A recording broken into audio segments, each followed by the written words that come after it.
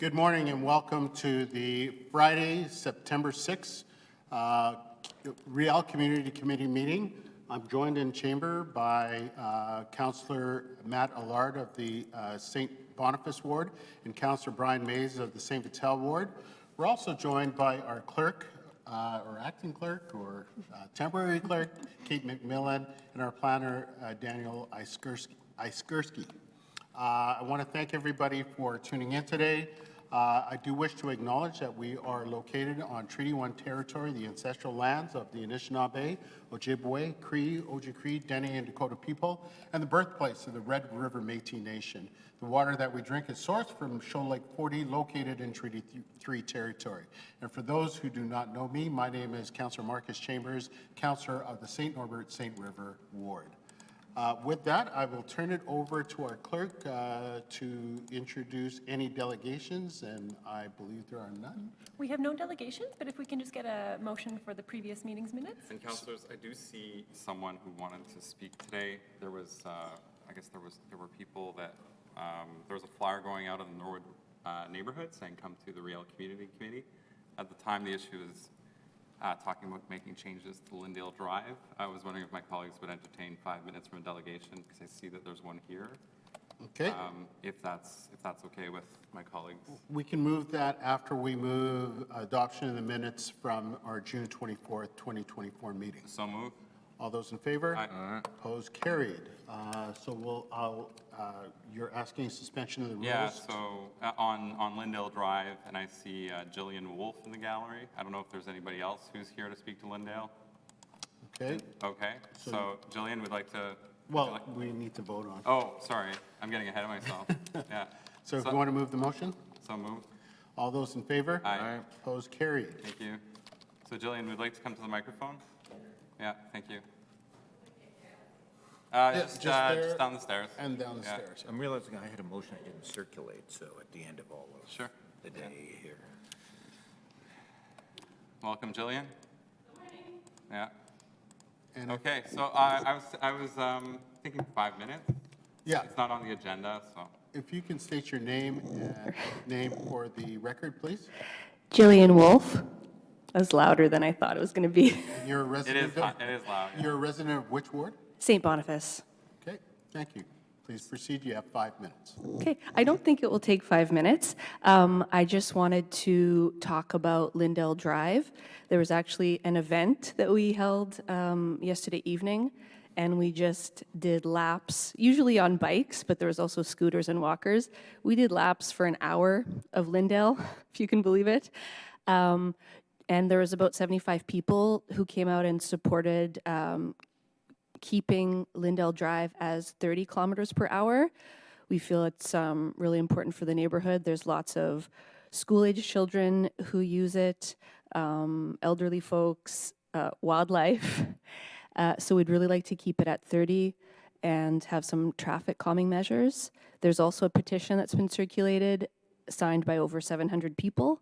And it's to the same effect that it's important to our neighborhood to keep it at 30 kilometers per hour.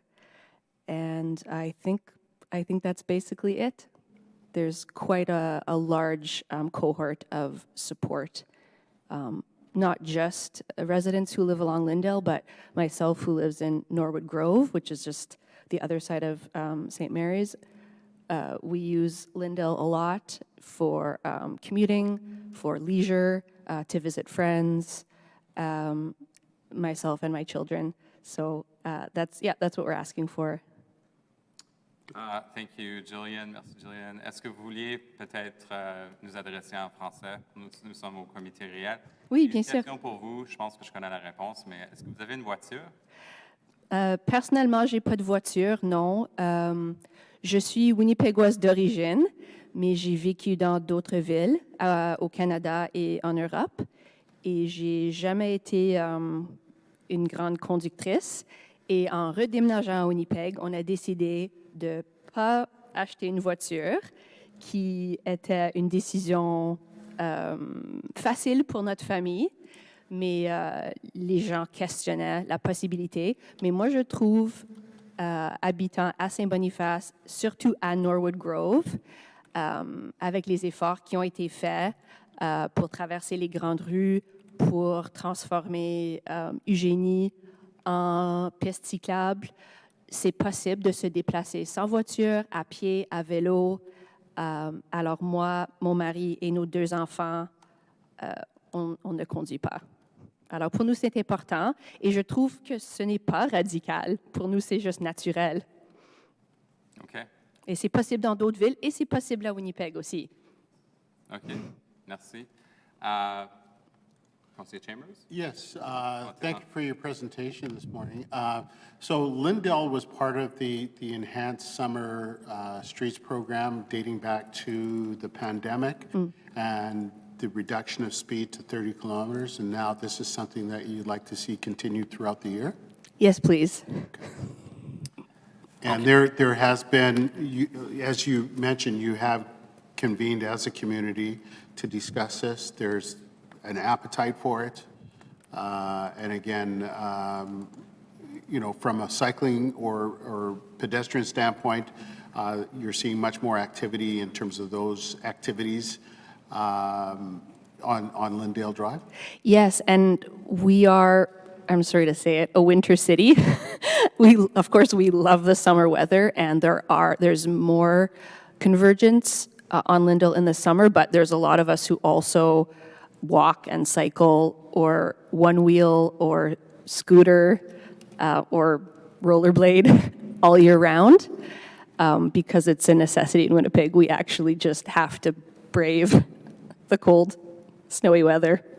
So for us, it's important as a city to maintain that all year round. So there is a pilot project that the city of Winnipeg undertook in terms of looking at 30-kilometer-hour zones throughout the city of Winnipeg. Was there any thought about trying to be part of that pilot project? Yes. Is that something that's going to, we do want it permanent. Yeah. Well, so this pilot project started, I believe it was last year. They're collecting data. At that time, was there any thought about being part of that pilot project? I'm not aware. Probably Safe Streets Winnipeg, Bike Winnipeg. I believe that they would have probably put our hat in the ring for that. Okay. I'm not sure procedurally. And there What is- was done at the time? There is the Office of Engagement that reaches out as well to ensure that there is proper representation in some of these pilot projects throughout the city. Yeah, Mr. Chair, I do recall some of the background on the selection of the communities. The Public Service had recommended 4 communities, 2 at 40, 2 at 30, I think. I believe one was in Saint Vital. And one is Borkdale. Yes. In St. James. And there was a strong community support in Borkdale. They had a petition which encompassed, I think, most of the neighborhood. But as part of that report, Norwood West was not selected or recommended. However, it is a neighborhood that would be a good candidate, I think, given it only has maybe 4 entrances, maybe 5 into the neighborhood. But our problem is still this boundary signage where we would have to sign 30 kilometers at every single street corner. But that's a conversation to have with the province. Okay. Thank you very much for your presentation again. Are there any additional questions? No. Okay. All right. Thank Merci. you. Merci pour les questions. Thank you, Ms. or Madame Wolf. Merci. Okay. All right. Thank you to my colleagues for that. I know it was out of order. Oh, we brought it in order by suspending. We did, yeah. So, we brought out of order into order. So I'd like to move the presentation we had today. At this time, for information, I will continue to speak to my colleagues, in particular those who sit on the Public Works Committee. And I understand the city is still studying this issue in terms of whether or not to make these permanent or not. And so I think this is pertinent information now on the record to share with members of council and the administration. Okay, so Sorry, you, I just wanted to confirm, because it's a delegation, we don't actually receive it as information. Are you moving a new business item to? Oh, well, I did not know that we could be a delegation, not have an item to speak to. We suspended the rules. Okay. To Well, hear from the then, delegation, an item no, I will be think moved. I do not need to move this as information. I can point people to the right timestamp on the video. Thanks. Perfect. So there's no further disposition on it? Correct. Okay. All right, we'll move into reports. Starting with report number 1, semi-annual summary of delegated authority to award per capita land dedication and community incentive grants. Okay. So we report that's provided by the clerk, Sarah. This is with respect to, as mentioned, per capita land dedication and community incentive grants that go to our city clerks based on our recommendation for approval or refusal. I'd like to move this as information. I think that's the public service recommendation. Yep. So all those in favor? Aye. Opposed, carried. Item 2, occasional liquor permit for Canadian Senior National Ball Hockey Championship, which is taking place in the St. Boniface Ward. I'll move that. All those in favor? Aye. Opposed, carried. I'll give the chair to Councillor Allard as I move item 3, which is Dakota is having their Dakota Days on September 13th and 14th. September 14th also coincides with my Winnipeg 150 party for the River Park South area, and they are requesting a occasional liquor permit for their beer tent. I move approval of the request. Okay. Councillor Chambers has moved that. All in favor? Aye. Contrary, carried. And I'll continue on. St. Norbert Arts Center has requested an occasional liquor permit as well for an event that took place back at the end of August on the 29th and 31st. So I will move approval of that occasional liquor permit, which we had voted on by email prior to the event taking place, but this is formalizing it. Okay. All in favor? Aye. Contrary, carried. I'll take the chair back. We have a plan approval for 166 Sadler in the St. Vital ward. And attached to this is the submitted plans. And I'll turn it over to Councillor Mays. Yeah, I'm going to move to lay this over to our next meeting, not so much that I have concerns with the plans as presented, and it would appear the city staff are supportive of them. I have had nothing but complaints about this property. I felt we bent over backwards to help out the developer to not make them go and start all over again when they applied for a sixplex, and then they were allowed to come back and move it to a threeplex.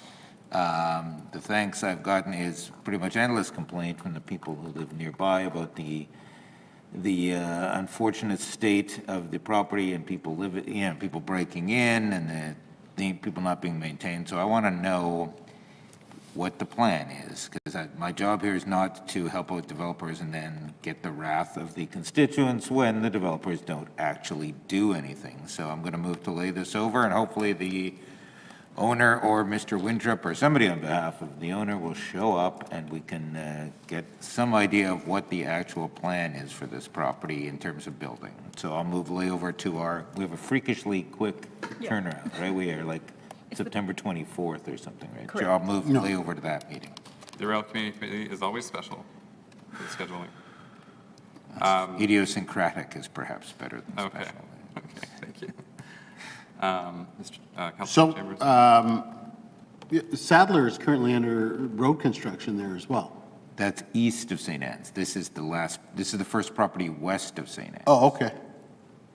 Oh, I see which, I'm looking at the photo online here and I'm seeing, that's the old, it was a water, used to sell water out of that blue building there. And there's the 7-Eleven right beside it on the other side? Yeah. Yeah, okay. I think so. All right, thank you for that clarification. All those in favor? Aye. Opposed, carried. Item number 6, petition resolved for proposed asphaltic concrete lane pavement, local improvement to be advertised. And this is in the St. Boniface ward. I'd like to move this recommendation with much enthusiasm. I think gravel lanes are the bane of 2 wards in particular, St. Boniface and St. Vital, with the public works level of service being passable. which is not, I think, in line with what most people expect from a road, and passable means passable with a motor vehicle. So that can mean a bumpy ride, and so pleased to see this moving forward with some of the residents, or the residents of the street putting their own money towards the improvement, with the city picking up, well, more than half. So always good news when one of these comes up. I would move the public service recommendation. All those in favor? All right. Opposed, carried. Extension of time, subdivision and rezoning. I will turn the chair over to Councillor Allard. This is a extension of time for the property located at St. Mary's and Redview. There is quite a lot of construction going on there right now with respect to the interchange program that's happening at the South Perimeter. As a result, I guess the proponent here is seeking an extension of time with respect to the rezoning application that they currently have before council. The extension will last till September 29th, 2025. I move the acceptance of the public service recommendation. Okay, we have a motion. Councillor Chambers, all in favor? Aye. Contrary carried.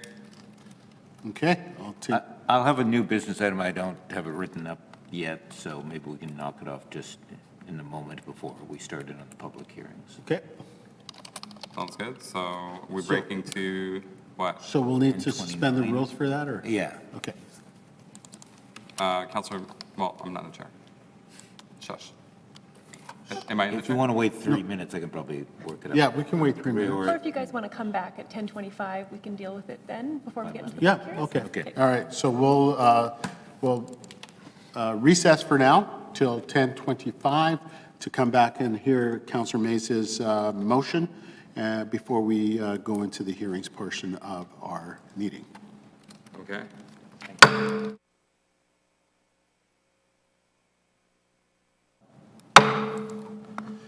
Good morning, welcome back to the live version of the Real Community Committee meeting. Before we start our public hearings or open our public hearings, we have one matter to take care of. Councillor Mays is requesting suspension of the rules to hear a motion or to introduce a motion. I will turn it over to Councillor Mays, or I will have Councillor Mays request a suspension of the rules. We'll vote on that and hear his matter. Okay, I'll move suspension of the rules. All those in favor? Aye. All right. Opposed, carried. The motion is to request a study. It'll have to go up through Public Works, I would think, and they may want to perfect the language at that point or amend it somehow. But the idea is to request a study of the no parking, no on-street parking on St. Mary's Road south of Fermor down to Abinigie-Mickinaw. I think some portions of that are already no parking. There are some portions where there's an extra lane, just south of St. Vital Road. I think on both sides there's an extra lane. Obviously, that would still be okay for parking, so we've been, to the credit of the clerk, trying to work out some wording here. If someone has better wording at the Public Works, so be it, but it's a bit of a trade-off. There are a lot of issues, a lot of densification, a lot more people driving through there, complaints from emergency vehicles. On the other hand, north of Fermor, the Biz has a lot more street front presence, and I wouldn't want to ban parking there because a lot of people use that to access the businesses. I think that's less of an issue. Or if you're at the, some of the locations on St. Mary's, there is a third lane. I think we could make this work, and still it'll help with the emergency vehicle access. So. The motion then is to, Madam Clerk, shall I read that? Do you want to read that?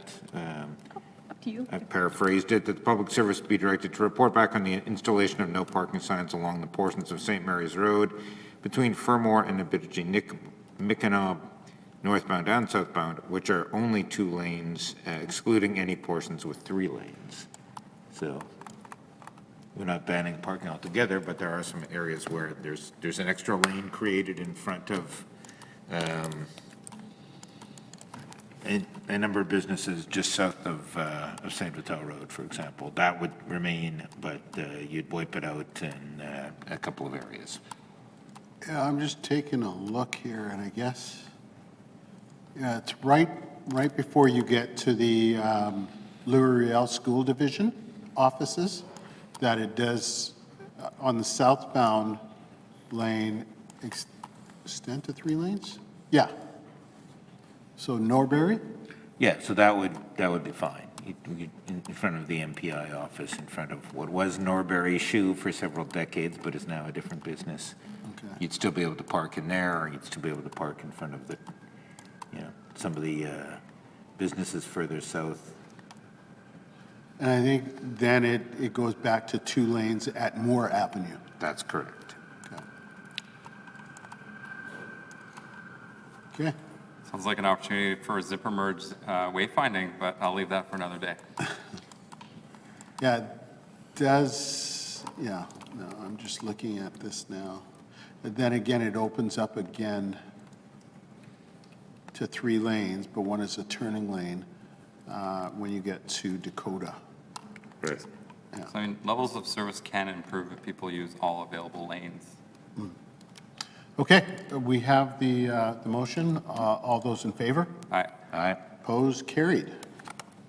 All right, Okay, so now if we want to open the hearings, Okay. I'll do my overview. so we'll open the hearings portion now. I'll turn it over to our clerk to do so. Okay. In accordance with the City of Winnipeg Charter and the Development Procedures Bylaw, the process the committee will follow is the applicant will be heard first, followed by those in support, and those registered in opposition, followed by those registered for information. Finally, the applicant may return to speak in rebuttal to comments made, however, no new information is permitted. Please note that when your name is called, it is your opportunity to speak, however, you are not obligated to do so. For a more in-depth overview of the public hearing process and other information pertaining to what happens before, during, and after a public hearing, please consult the public hearing process page, which is available on the City Clerk's Department website. Please note that all public hearings are recorded and will be part of the public record. So item number 1 is a zoning agreement amendment at lands bounded by Marion Street to the north, CN Railway and Spears Road to the east, CPCN Railway to the south, and CP Railway to the west, 660, 780, and 856 Marion Street, and 746 Archibald Street under file ZAA 8 of 2024. Please note that additional communications were received in support of the matter, which have been distributed to all members of the committee. The process the committee will follow is the applicant will be heard first, followed by those in support, those in opposition, and those for information. The applicant may return to speak in rebuttal to comments made, however, no new information is permitted. And I'll just pass it to planning for an overview of the application. So the subject plan area is located south of Marion Street, west of the CN Sprague Rail Line, north of the CN Paddington Yards and the CN CP Auto Yards, and east of the CP Emerson Rail Line, all of which is located in the Stockyard neighborhood of the St. Boniface Ward.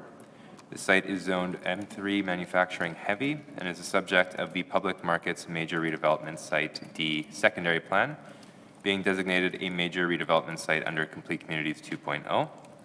The plan area is currently vacant and is approximately 165 acres in area. The applicant is proposing to modify the zoning agreement to increase the maximum building height allowed under the existing ZA zoning agreement from 10 stories to 14 stories, to replace the requirement for an at-grade emergency access road with a predictive rail crossing blockage alert system or alternate solution, and to increase the maximum density from 1,200 dwelling units to 2,000 dwelling units. Development will include a mixture of uses, including residential, commercial, and some light industrial. As mentioned previously, the site is located within the major redevelopment site policy area of Complete Communities 2.0. Major redevelopment sites are required to have a secondary plan for the development to occur under the Complete Communities policies. These proposed changes to the zoning agreements have been reflected in SPA 4/2024, which received first reading by Council in June 2024. And this zoning agreement amendment is recommended for approval, so the zoning agreement may be updated to align with the changes to the secondary plan, which would allow for the development to proceed. Okay. Okay? If there- Any questions in public service? Not for now. Okay. We have the applicant here with us today, Susan Russell, joined by Robert Scaletta and Vincent Hossein. Vincent has the presentation. He's just going to be presenting with me, and so we just need 10 minutes between the two of us. Well, hopefully we won't even need 10 minutes. Just make sure to share the screen when you open the presentation. Thanks. Councillor Mays, Councillor Lard, and Councillor Chambers, thank you for the opportunity to speak in support of the zoning agreement amendments for the Public Markets Project. And on behalf of the owners and the design team, as always, we would like to thank the City Administration, including Planning and Winnipeg Fire and Protection Services and Public Works for a truly collaborative process. We'd also like to thank the industrial and commercial stakeholders and residents that participated in our initial public engagement process for their time and valuable input. The next slide, Vincent, sorry. Approved secondary plan amendments, as the planner had stated. The secondary plan amendments for increased building height, increased dwelling unit counts, 2,000, and deletion of the requirement for an additional emergency access. And instead, we're going to be doing a predictive rail crossing system. Were approved by this committee on June 24th. The secondary plan amendment received first reading from council on July 18th, and there were no appeals. And the secondary plan amendment is expected to receive second and third reading at the September 26th council meeting. And thus, we have the zoning agreement must be updated to align with the approved secondary plan amendments as mentioned. We just wanted to talk about happy stuff, which doesn't mean the rest of this isn't happy. But the development plan, the recent secondary plan amendment approved 2,000 multifamily residential housing units, shown in the yellow, and also on the mixed use area. Approximately 25.2 acres, includes at least 200 affordable units, housing units. These additional units would also include 3-bedroom family units and accessible units, things that are very much needed. There's approximately 300,000 square feet of neighborhood commercial, that's the brown, and office adjacent to Marion. There's approximately 1 million square feet of light industrial uses, that's the purple on the east side of the site. And there's 2 very large parks with full-size soccer field and baseball diamond and potential for community gardens, playgrounds, and other amenities that we're working on. The road network with connections to Marion and Spears and the site services are already installed, everything up to the intersection of Paulette Duguay and Ibrahima Diallo. We just have to finish the one section, so that's very good news. They're already in. And transit surface, it is already in the plan on Ibrahima Diallo and Paulette Duguay Street. And there's also an integrated system of walkways, pathways, and active transportation along both Paulette Duguay and Ibrahima Diallo and through the parks. And as I said, the full range of services are already there for the capacity of the 2,000 residential units. Summary of the proposed zoning agreement amendments. As stated, there's an amendment to increase the maximum building height on Block 1, Lots 2 and 3, from 10 stories to 14 to align with the approved secondary plan amendment, increasing the maximum building height to 14 stories, and also to align with the building height permitted with the approved RMFL zoning. The second is delete the suggested need for an additional emergency access road. And this is again to align with the approved secondary plan amendment, removing the requirement for the unnecessary emergency access road. And then increasing the maximum number of dwelling units from 1,200 to 2,000, again, to align with the approved secondary plan amendments. The proposed secondary plan amendments details, that's the next. Oh, is that one? Sorry. Increasing the maximum building heights to 14 stories. We essentially use the exact same language. I won't read it out, but it's on the slide there. And then we use the exact same language that was used to replace Clause 3 that was used in the approved secondary plan. Similarly, for number 2, removing the unnecessary emergency access, replacing Clause 16 of the zoning agreement amendment. To align with the approved secondary plan amendment, and again, we use the similar language. And then lastly is the language for the increasing the number of dwelling units. And again, we use the exact same language as was used in the approved secondary plan amendments. So slide 6 shows the actual details of the text changes. I won't go into a lot of detail, but essentially, again, the revised zoning agreement amendment clauses are the same language as the approved amendments to the corresponding policies in the secondary plan. Now we'll just very quickly illustrate each one of these, just so everybody can see. This is just a repeat of what we talked about on June 24th. The yellow shows the areas where it's zoned RMFL, and those are the areas that the zoning agreement amendment, we are requesting that it be amended to correspond to the approvals under the secondary plan that allow buildings in just these areas, well, in these areas right now, to be increased from the 10 stories to the 14 stories. And just pointing out that we are more than 500 feet away from single family on the west side and more than 1,300 feet away from the single family on the south side. The removal of the unnecessary additional emergency access, that applies to that yellow area on the far east corner there. And then lastly, the increase in the number of dwelling units applies to the mixed-use and multifamily residential areas highlighted in yellow. And the last slide just reiterates the public service report recommends approval. And as stated, it allows for the additional density and housing types in support of complete communities direction strategy. The proposed height increase is within the rights of the zoning bylaw, and there's no variances to setbacks or lot coverage or height required right now. And the zoning agreement amendment will enable the subject property to develop in line with the public market secondary plan and the changes that were proposed and approved under first reading, and that will go to second and third reading, we're hopeful, on September 26th. I hope I didn't speak too quickly. I was trying to save time. Left if, are you Oh, we're good. We're good. good? Okay, are there any questions? Yes, my apologies if this was already covered in your presentation, but are you completely in line with the recommendation from the public service? Yeah. Okay. Yeah, they had, I'm sorry, Councillor Lard, you're right. I should have stated that they added an additional change, which we are completely in agreement with. Okay. They're changing an additional clause 2, but we're fine with that.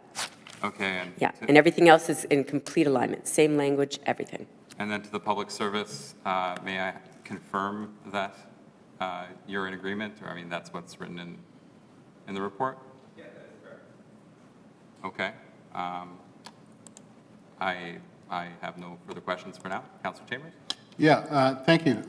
So you're looking at increasing from 1,200 to 2,000. That's correct. Have there been any additional traffic studies done to, That was all done, a very good question, and that was all done when we did the secondary plan amendment. We updated everything. We updated the servicing report, we updated the traffic study, and we did extensive work with Public Works, Streets, and Public Works, Water and Waste. all right, thank you. You're welcome. All right. Okay. Good. So moving on to the next. Robert, did you wish to speak? For just 2 seconds. Thanks, everybody. Again, just to give them an update on actually, if you put that map they just had on, just the roadways, our undergrounds are all in. Roadways on the North Road goes up to where you see the roundabout, which will no longer be a roundabout. And the South roadway is going up just to the auto park right now because we had to get with Public Works and our engineers just to configure, because part of the secondary plan amendment was widening the road going to Marion to make it a double lane for emergency access and for just traffic. So that was part of the Public Works. So we were just finalizing the details of that. But otherwise, everything is, undergrounds are all in, the ponds are all in. And and titles are all there, just getting, hopefully, to start construction this winter with some of the newer multifamilies out there. Great. Go ahead. Yeah, actually, it's on the honorary street namings. Perhaps we can coordinate if this does go forward. Any idea when the wayfinding might happen, or is that something that's done? The which, sorry? The street names. We probably, once we're done all the construction, we want to do like a unveiling of the road and Okay. invite the people that the streets are named after on site, Okay, and parts of the city and the province out there too. all right. Right, Well, thank you. Thank you. Okay, seeing no further questions, thank you. Robert? We have no one else registered to speak in support of this application. Is there anyone who wishes to speak in support? No. And we have no one registered in opposition or for information. Just to confirm, though, is there anyone who wishes to speak either in opposition or for information on this application? Okay, seeing that. Okay. Councilor Chambers, I have a motion All right, go ahead. going into the scripts. It's on page, I got it. okay. I move that the report of the Winnipeg Public Service be taken as read. All those in favor? Aye. Opposed, carried. I move that the receipt of public representations be concluded. All those in favor? Aye. Opposed, carried. I move that the recommendation of the Winnipeg Public Service be concurred in and forwarded to the Standing Policy Committee, no, to the Executive Policy Committee via the priority rezoning process. All those in favor? Aye. I don't know if supporting Opposed. reasons are in order or not. Carried. Yes. Yeah. So yes, I think this project is in line with what the community has been asking for many years. There have been many complaints related to the interactions between the heavy industrial and the residential uses, and I think the residents of St. Boniface for some time have preferred a vision of an increased supply of residential, in particular for families, and I understand that that's going to be part of this plan. I think this is, I mean, a major infill project. I mean, it's an impacted site. It's really like, it's very close to the downtown, and it's been a long time coming, so I think it's good news for the city. And if it gets through council, it's going to mean, well, quite a bit of housing constructed. So thank you to the proponent, and I hope to have the support of my council colleagues with this going forward. Okay. All those in favor? Aye. Opposed, carried. I move that the public hearing with respect to this application be concluded. All those in favor? Aye. Opposed, carried. Please note that the committee has made a recommendation on this matter that will now proceed to council. No further representations are permitted, and all persons registered for the public hearing will receive notice when the matter is to be considered by council. Okay, thank you. Okay. Item number 2 is a subdivision and rezoning at 823 LeMay Avenue and land located between 35 De La Ligue Avenue and 100 Villa Maria Place under file DASZ 9 of 2024. In accordance with the City of Winnipeg Charter and the Development Procedures Bylaw, this is a combined hearing, and the following item will also be heard at the same time. Namely, item 3, which is a variance at 823 LeMay Avenue and land located between 35 De La Ligue and 100 Villa Maria Place under file DAV 129079 of 2024D. Please note that additional communications were received in support of and in opposition to the matter, which have been distributed to all members of the committee. Okay, thank you. I will be recusing myself from this portion of the hearing on the basis of conflict of interest due to perceived apprehension of bias. Okay. Okay? I had a number of preliminary questions. Go ahead, before we So I'll proceed. turn the chair over to Councillor Mays, or Council, you guys can decide. Doesn't matter to me. I'll take the chair. I guess we'll wait for Council Chambers to go.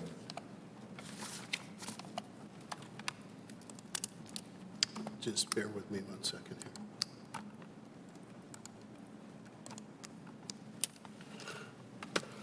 Thank you. Thank you.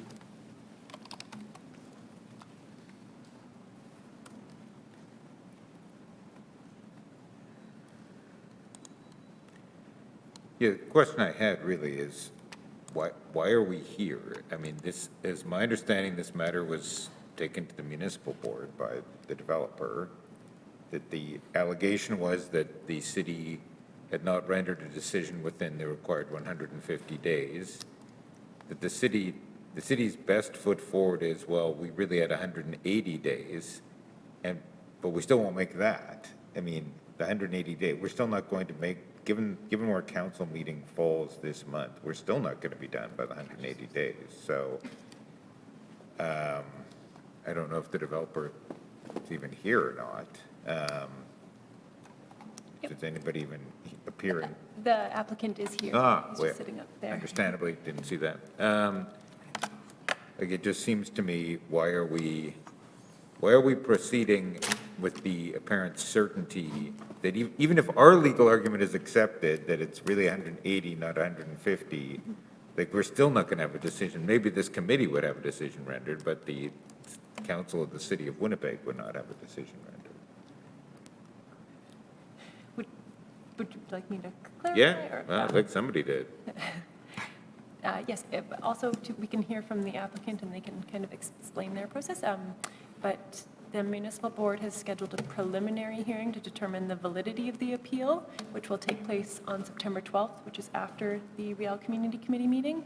And the board has advised the city to continue with the city's process until a decision is rendered at that time. that doesn't really answer my question. My question is I'm having a hell of a time I'm having a hell of a time with this whole hearing. I'm having a hell of a time listening to people tell me there's a housing crisis and we have to have fourplexes everywhere, but somehow we don't, somehow the housing crisis doesn't extend to certain parts of the city where all of St. Vital seems to be subject to a housing crisis. It's just other parts of the city where there's no housing crisis. How is this not going to be moot? Like, I just don't get this. Like, yay, we win. We win. It's 180 days. Of course, we won't have a decision rendered by 180 days either. So, like, maybe, like, I have some time. I could hear from people, I guess. I mean, I have a thing I can't get out of. I didn't realize we'd be shorthanded again. We could begin the hearing and hear from some people. I'm reluctant to send people home. But I'm having a hell of a time figuring out how this isn't going to be moot anyway. I don't have a response for that. Councillor Mays, I'm following your train of logic. I think the answer may be that this hearing may or may not be moot based on the future decision of the municipal board. Well, to lean into that a bit, I mean, as I understand the city's legal position, and let me guess, there's nobody here from legal to explain our legal position, but as I understand the city's legal position, it's no, we didn't have to render a decision within 150 days, roughly August 23rd. We have to render a decision within 180 days, roughly September 23rd, and roughly doesn't matter in this sense, because it might be a couple of days. So, like,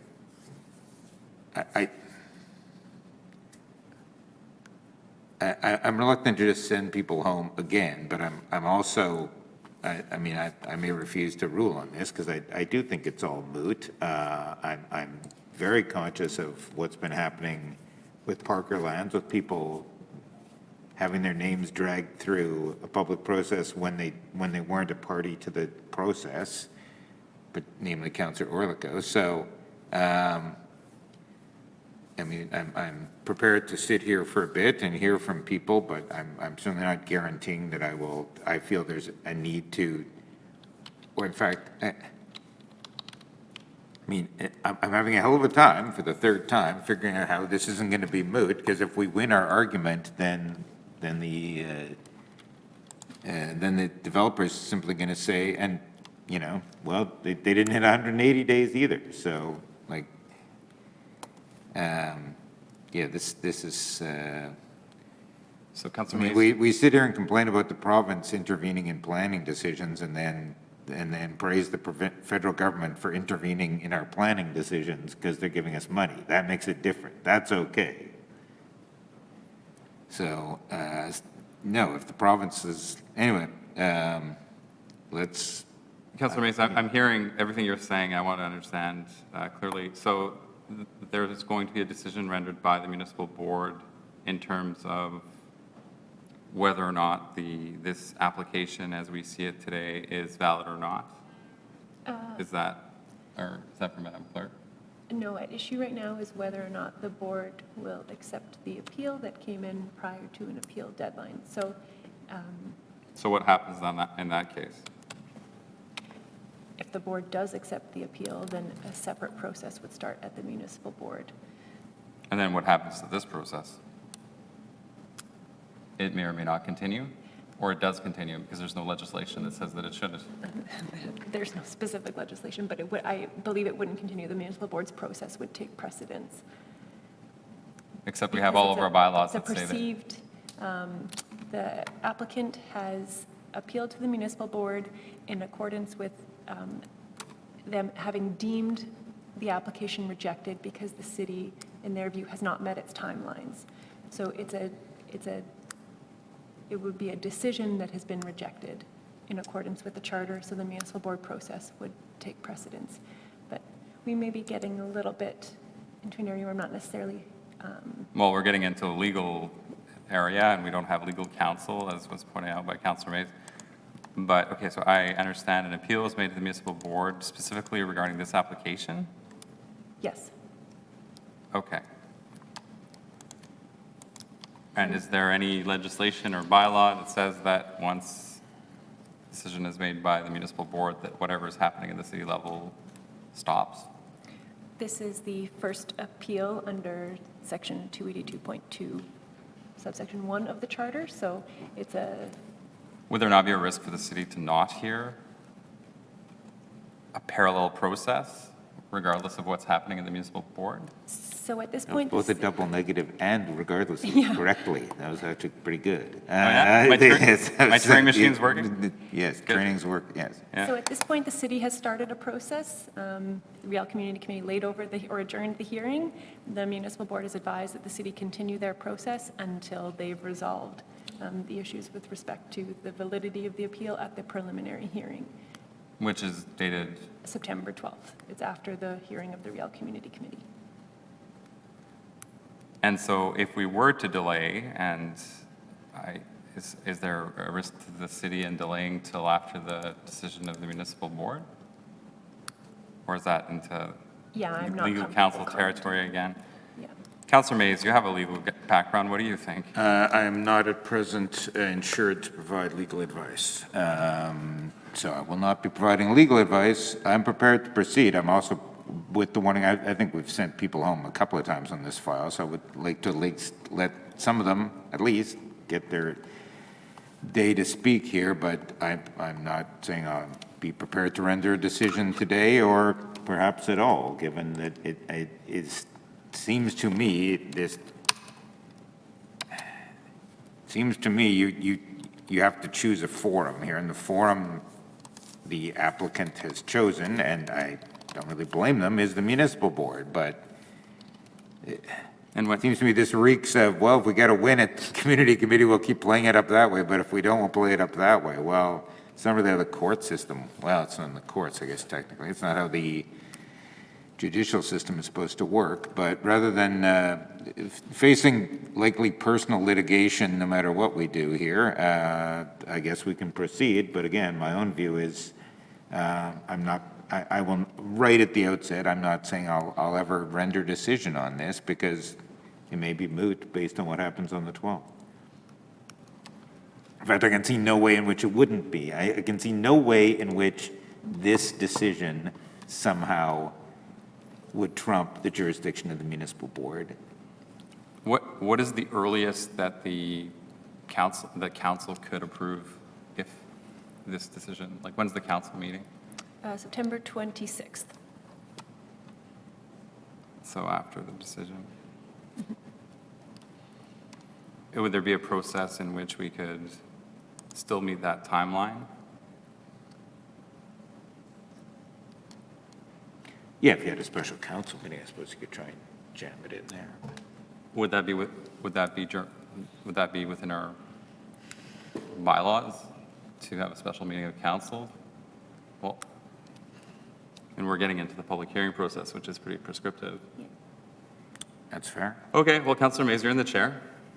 Prepared to proceed today. There might not be a decision rendered before September 12th. There might not be a decision rendered at all, in my view. I don't think that is, I am extremely conscious of the city's recent history on large-scale developments, but we've had people come down here a couple of times, so let's see if we can hear from some of them. Okay.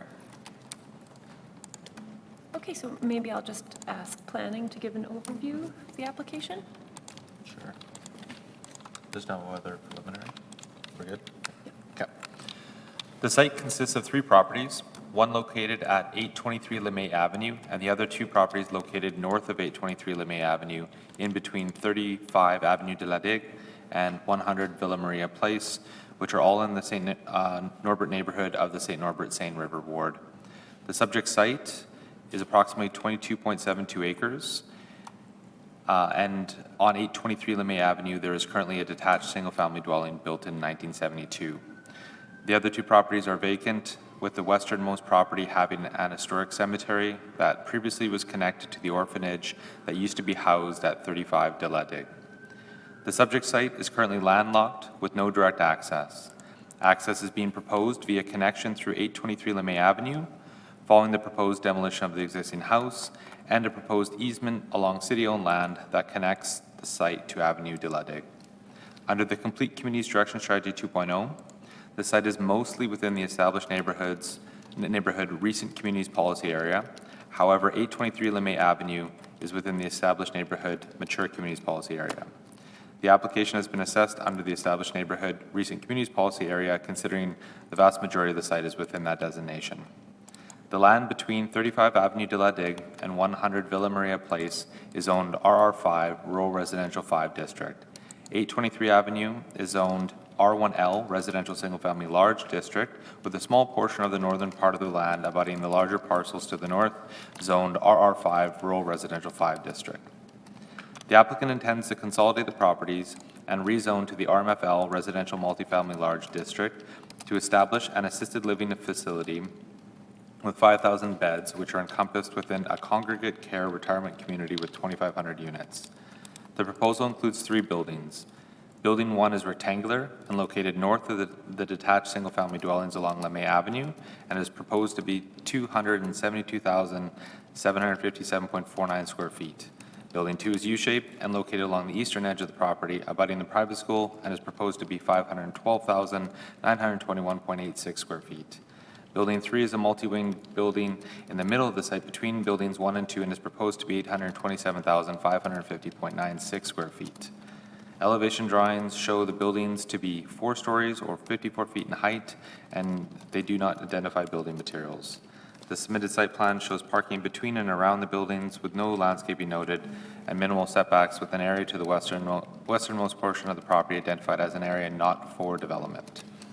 The proposed density is more appropriate in designated policy areas found within Complete Communities Direction Strategy, such as urban or regional mixed-use corridors, which for a local example would be Pembina Highway within the St. Norbert Plan Development Overlay, and further north towards the Perimeter Highway.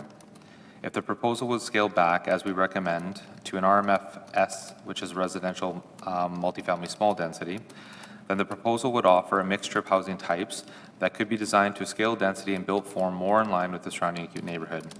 More specifically, given the site will only have access via a local road, a local street, the lowest multifamily zoning district would be appropriate, which also corresponds with heights and setbacks more similar to lower density neighborhoods such as the residential area to the south. The Public Service recommends the inclusion of a zoning agreement with a requirement for community plan approval, requiring that the future plans of development be reviewed by the Riel Community Committee. There's also a requirement to install and maintain a fence along the boundary with the yet-to-be-determined public reserve, and also to provide a landscape buffer between the development and existing residents to the south and the school to the east. In consideration of the presence of a cemetery on the westernmost portion of the property, which has been identified by the province of Manitoba, there's also a recommended requirement to have a caveat on title, which requires circulation for approval of all future development applications or building permits to ensure no development occurs in restricted areas. This would be circulated to the province. Lastly, should the development exceed 800 dwelling units, then a traffic impact study would be required to determine the impact of the units on the existing network and to right-size any necessary traffic improvements. The report of the Administrative Coordinating Group details overall limitations of wastewater servicing capacity within the area. It also includes a recommendation to require 10% of the land for park dedication as per what is permitted under the City of Winnipeg Charter.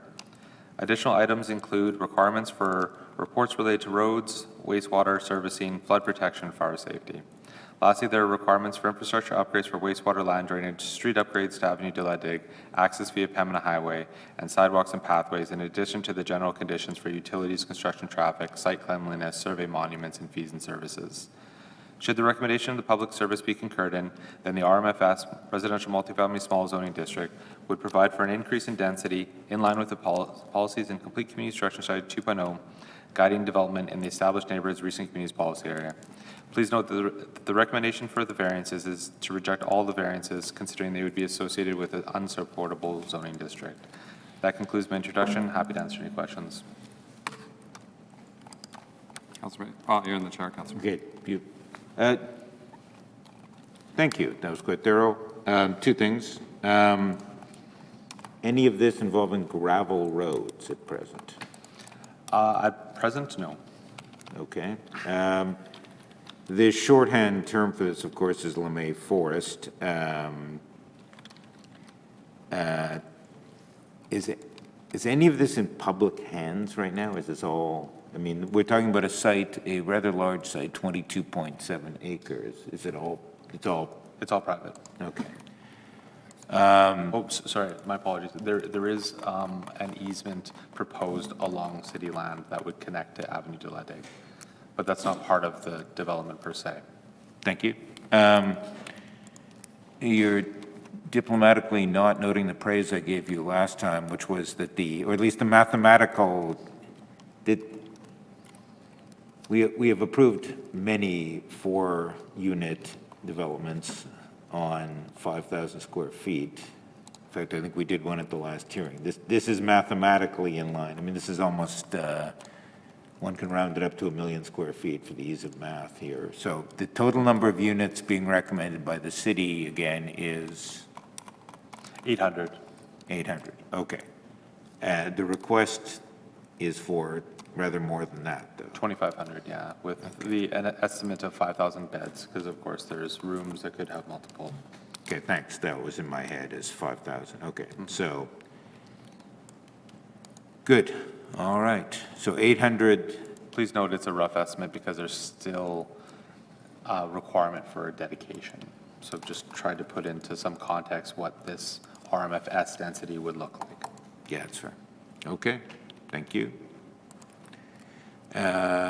Combined hearing, right? Hence our argument that it's, 180 day, okay. All right, so anything else? Well, it's I guess a ahead. technical question, well, I don't know how technical it is, but how many land titles are we talking about here? Titles would be, there's 3 properties. 3? And have we checked, do we have documentation? That would Totally always correct. be a part of the initial acceptance of an application, is to ask for status of titles for each of the properties. Is there specific information you're asking for?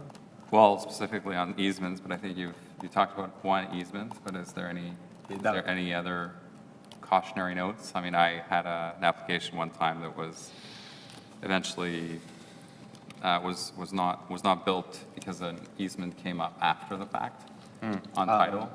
The ones that we're aware of is the noted, so again, there is a proposed easement that doesn't exist Oh, for okay. city-owned land. That's outside of what would be on a status of title.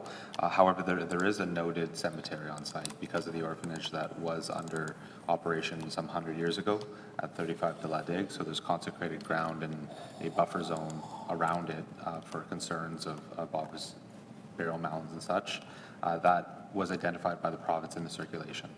I don't believe it's necessarily an easement, though. From my understanding is they're aware of it, but what they're going to propose is that there is going to be an easement placed on the property that would restrict development in that area as part of this process. Do we have more information? Do we have the document itself?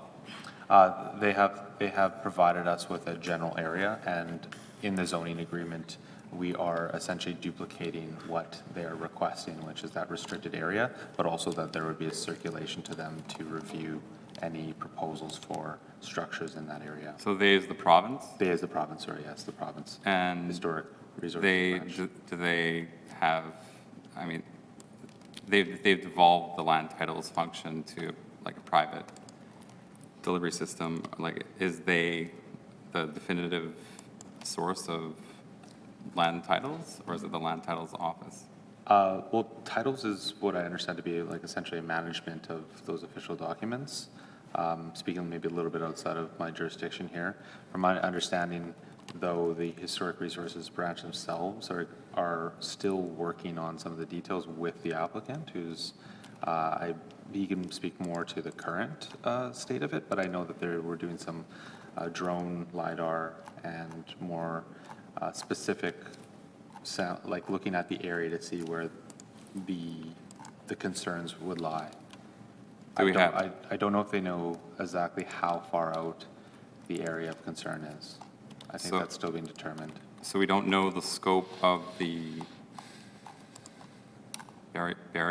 former burial ground? We don't know where it is? They know where the burial ground is. I guess this is new to me, but learning through the process, when there was consecrated ground, people would often go to the area and bury their loved ones around it if they couldn't afford a funeral and the burial for them. So there's a concern that there is a buffer area around required to restrict development, or to at least have processes in place that if there's remains discovered, how would they transfer those remains to suitable locations?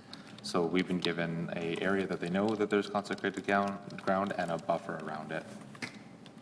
That's the information we have from the province. Okay, so I looked up consecrated, okay, it's referred to as heritage? But in our documents, do we know where it is? Like which title, which It's on Part of the westernmost. western? Is there any indication in the document other than the text? We've been given just a description, because I don't believe it's on the title, is what I understand it. It's something that was, I suppose, on a list of cemeteries with the province, because it came to our attention through the circulation for the subdivision and rezoning, of which the province is circulated on those, as are other departments internally and provincially, like Manitoba Hydro.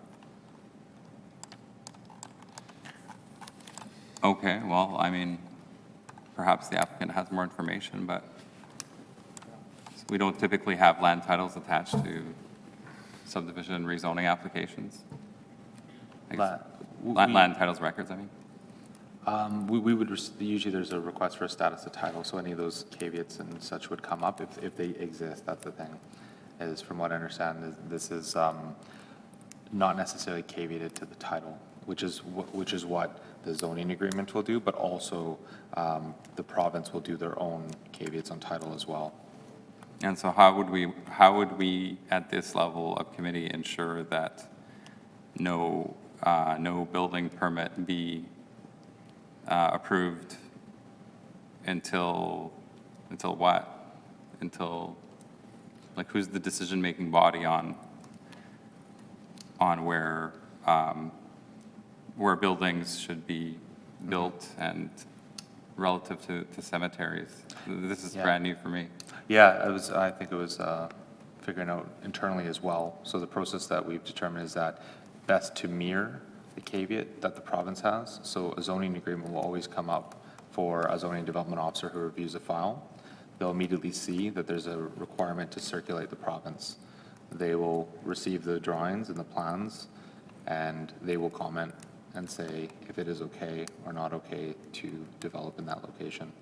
And then it would come back to us. So there's always going to be a requirement to circulate the province. As the province will also have their own caveats on title, so there's a bit of a double redundancy here for protection, to be honest. Well, yeah, but once, this is our ruling body, and once this is out of our hands, then whatever the final outcome is somewhat related to what we've decided here. I mean, unless the municipal board declares everything moot in a few days. Yeah, the recommendation is to establish a large buffer area around the cemetery. What does large mean? Well, we've added an additional 50 feet around, or I believe it's 50 feet around. 50 feet. Is there any precedent of a new development? We've taken our instructions from the province that this condition has been run by the Historical Resources branch of the province to confirm that this is what they would like to see on this zoning agreement. And we have got correspondence to that effect? Yep, Can we see that? sure, I'll forward it to you. and then our own historic people? This is not a municipal historic site. At this point in time, it's the province. They're the authority on this. And, I mean, who, do we have any information on who these persons were? Unfortunately, not being an orphanage, I think there are a lot of unmarked graves. So we don't know of any families that, The province might have, but we most certainly don't have those records. I think that there has been other, Can you project a bit more, Dan? I think oh, people are having sorry, some yes. trouble hearing you. At this point in time, we don't have this information. This is provincial. okay, well, I'm good for now. No height limit changes required? Sorry, pardon me? But the variances, there's no height limit variance. We recommend rejecting all the variances because they're associated with an RMFL district. So we would just let the RMFS plus some of those zoning agreement conditions to guide whatever, if this was to go through and approved, whatever the development Okay. would need to meet that. So, and I see reference to the 800 units. As just kind of like a general idea to give some context to like what that is in comparison to what they're proposing, if the RMFS is supported. Okay. Good. Okay. So we have the applicant registered. John Wintrip, if you want to come down, you have up to 10 minutes for your presentation.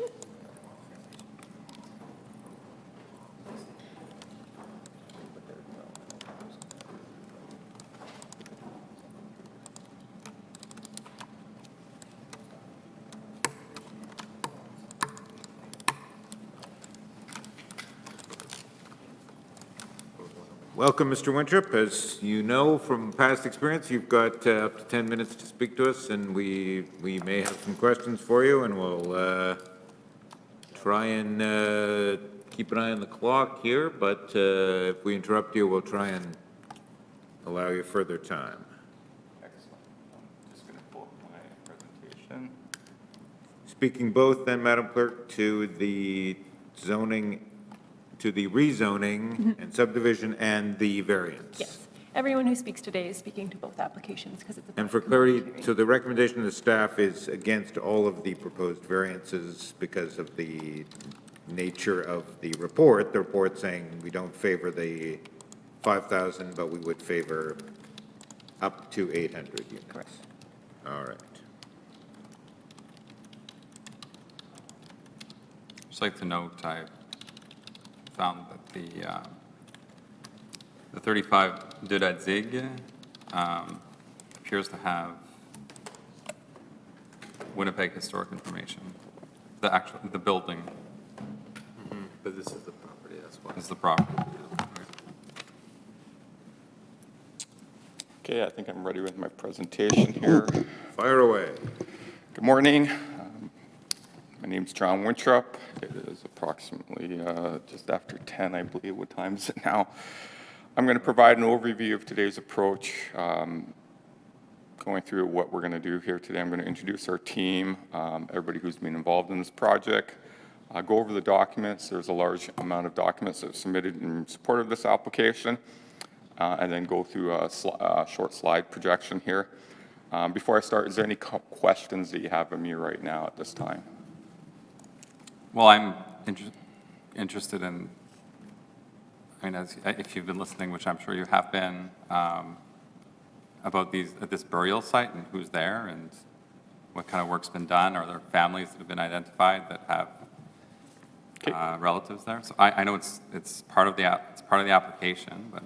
Yep. Okay, I'll touch on that And point. my question is more legalistic, which is if the hearing, if your client succeeds at the first stage at the municipal board, that presumably triggers what? A hearing on the, maybe not a public hearing, but maybe a public hearing by the municipal board, just on the whole merits of the decision. That's correct, yeah. The municipal board would be the decision maker on the merits of the subdivision rezoning application. Okay. So there's a number of people who've worked on this file. I just happen to be the one speaking here today on it. Of course, at the head of it would be the landowner. It's privately owned land, Mazir Yapor.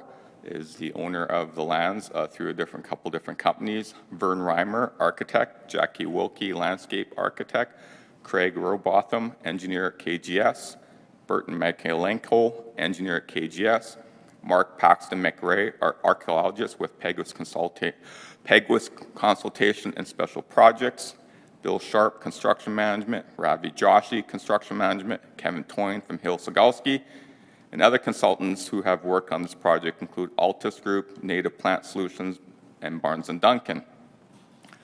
We have a large amount of documents that we have submitted to the City of Winnipeg back in June. This presentation hasn't been revised, altered, or changed since it was submitted back in June to the City of Winnipeg.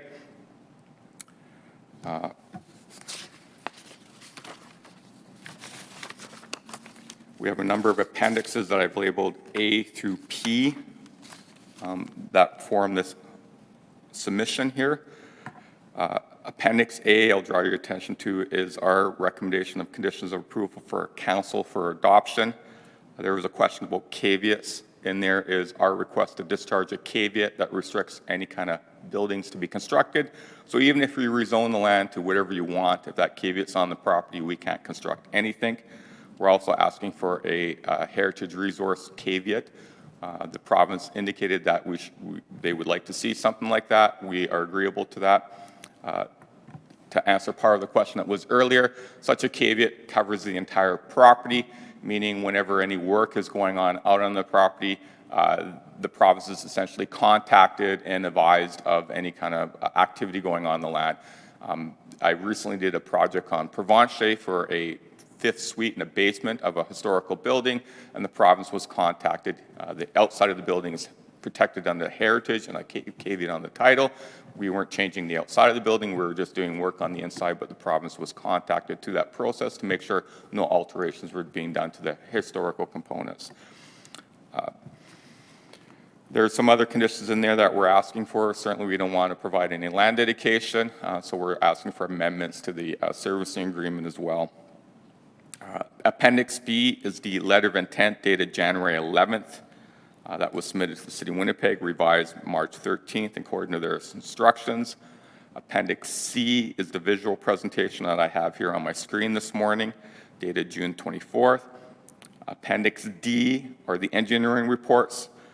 The lands are serviced and serviceable. We have the St. Norbert Offsite Servicing Report from May 2022, an addendum to the wastewater, sewer, and land drainage sewer offsite service report dated February 8th, 2024. And we have the St. Norbert Continuing Care Retirement Community Traffic Impact Study dated February 7th, 2024, with an addendum from KGS responses to the Public Works comments received dated, I believe, in May 29th. Appendix E are the archaeological studies and reports that we've completed on this. We've completed 4 of them. We've done a heritage resource impact assessment for our heritage permit dated October 23rd, 2020. We did the Isle Richer Cemetery Research Final Report dated November 6th, 2023. And we've completed a management plan for the Isle Richer Cemetery dated November 2023. And more recently, we completed the Heritage Resource Protection Plan for Isle Richer June 13th, 2024. All 4 of those documents have been provided to the provincial government. Some of those documents have been provided to the federal government, and some of those documents have been provided to the City of Winnipeg as well. Appendix F is background studies related to these lands. Native Plant Solutions did a 2020 biological lands inventory dated October 30th, 2020. HLC Consulting Environmental did a Phase 1 site assessment report dated December 13th, 2019. And I did a report for the landscape buffer and review and analysis that looks at the type of landscaping and buffering along our south property line and along the residents' north property line and compared it to other projects across Winnipeg. That I did in 2023. Appendix G is the brief of the appellant by Hill Sagalski that was submitted and related to the demolition permit that was held earlier this year in April. Appendix H is all the letters we sent to the government officials and our engagement process that we undertook last fall from the federal, provincial, as well as municipal government officials. Appendix I is engagement to all the rights holders that we have contacted on this matter. all the different indigenous groups in Manitoba. Appendix J is the engagement with non-government organizations across Winnipeg as well as in St. Norbert. Appendix K is a number of letters that we sent out to in our engagement to St. Norbert businesses and institutions. Appendix L are all the letters that we sent to the residents in engagement last fall that we completed. Appendix M is the engagement that was completed by 3 different planning firms with the residents. They go back to March 2020, July 2022, and the one I completed in January 2024 includes all the boards that were ever on display at any public open house for these things. Appendix N is the engagement that we did with the City of Winnipeg. We did 2 pre-applications. One was completed in 2020. Another one was completed last fall in 2023. Appendix O is the landowner's statement committed to the City of Winnipeg and to the Mayor. And Appendix P are letters of support. At the time of the submission, I had 58. On the day of the public hearing, originally on June 24th, we submitted more letters that day. I believe the total now stands at 74 letters of support in relation to this application. Is there any kind of questions you have about the text and material that were submitted in relation to for this application? Question I meant to ask admin, but I'll ask you. I assume all of this, all or some, you'll tell me, is within 800 meters of a rapid transit corridor.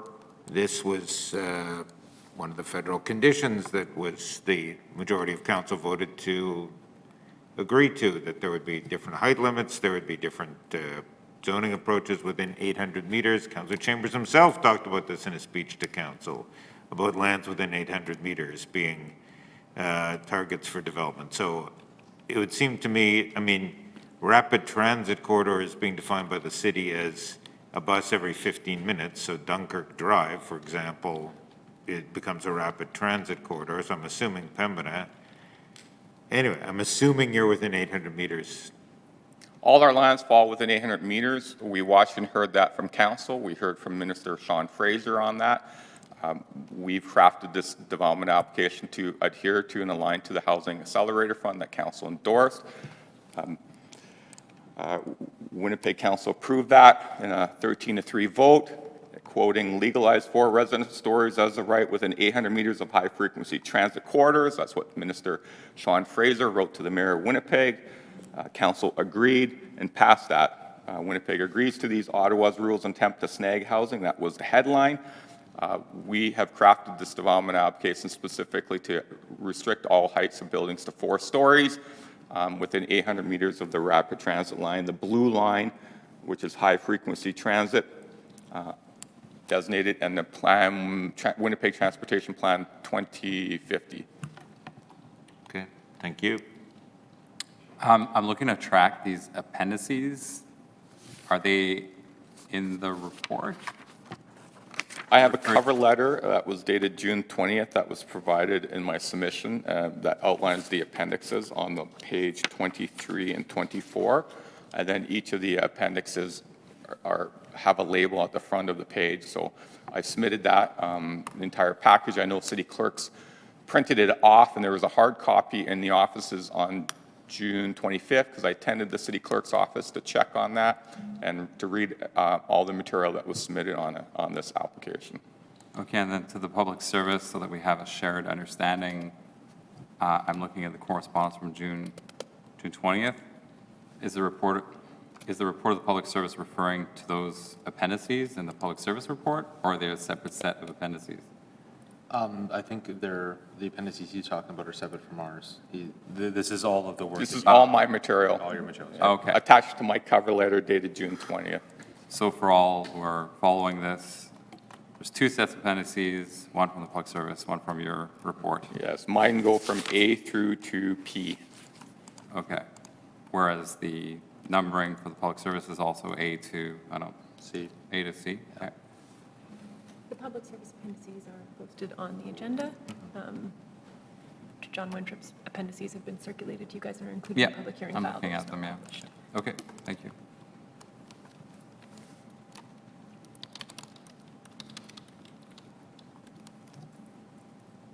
Any further questions or?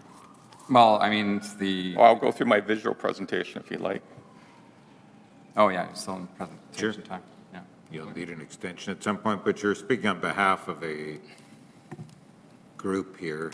I don't know who else. Anyway, carry on, we'll sort it out. Speaking on behalf of a group of people who are behind a number of the studies related to this project, completed on behalf of the landowner. My name is John Winchup, professional planner representing the landowner on this matter.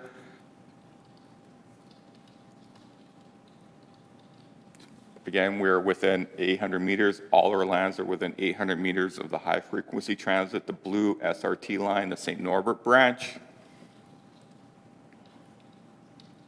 We're proposing 4-story buildings that aligns to the Housing Accelerator Fund.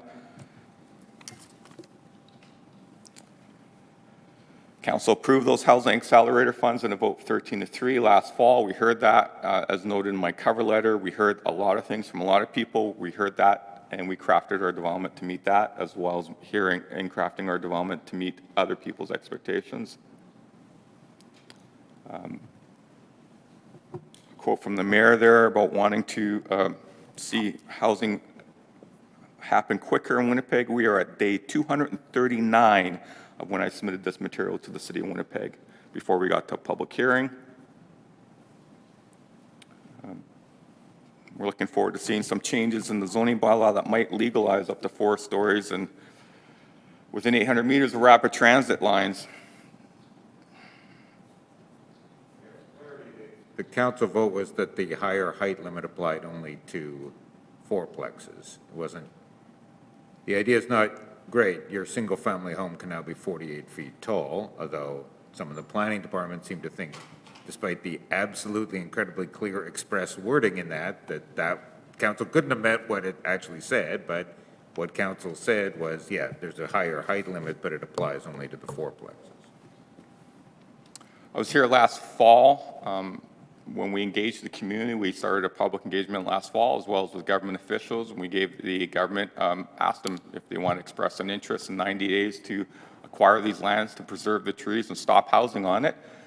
We spoke at the Real Community Committee. The matter went to the Standing Policy Committee on Property and Development in December, as well as in January earlier this year, to either consider the city of Winnipeg acquiring the lands or not acquiring the lands. Acquiring lands would have meant option A, tree preservation in a public park. Option B was what we're looking for, if the cities were not going to acquire the lands, or option C. As you know, governments decided not to acquire the lands. So we're here today. After our engagement, government decided not to acquire. We filed our application January 11th to proceed with housing. Four residential stories within 800 meters of frequency transit.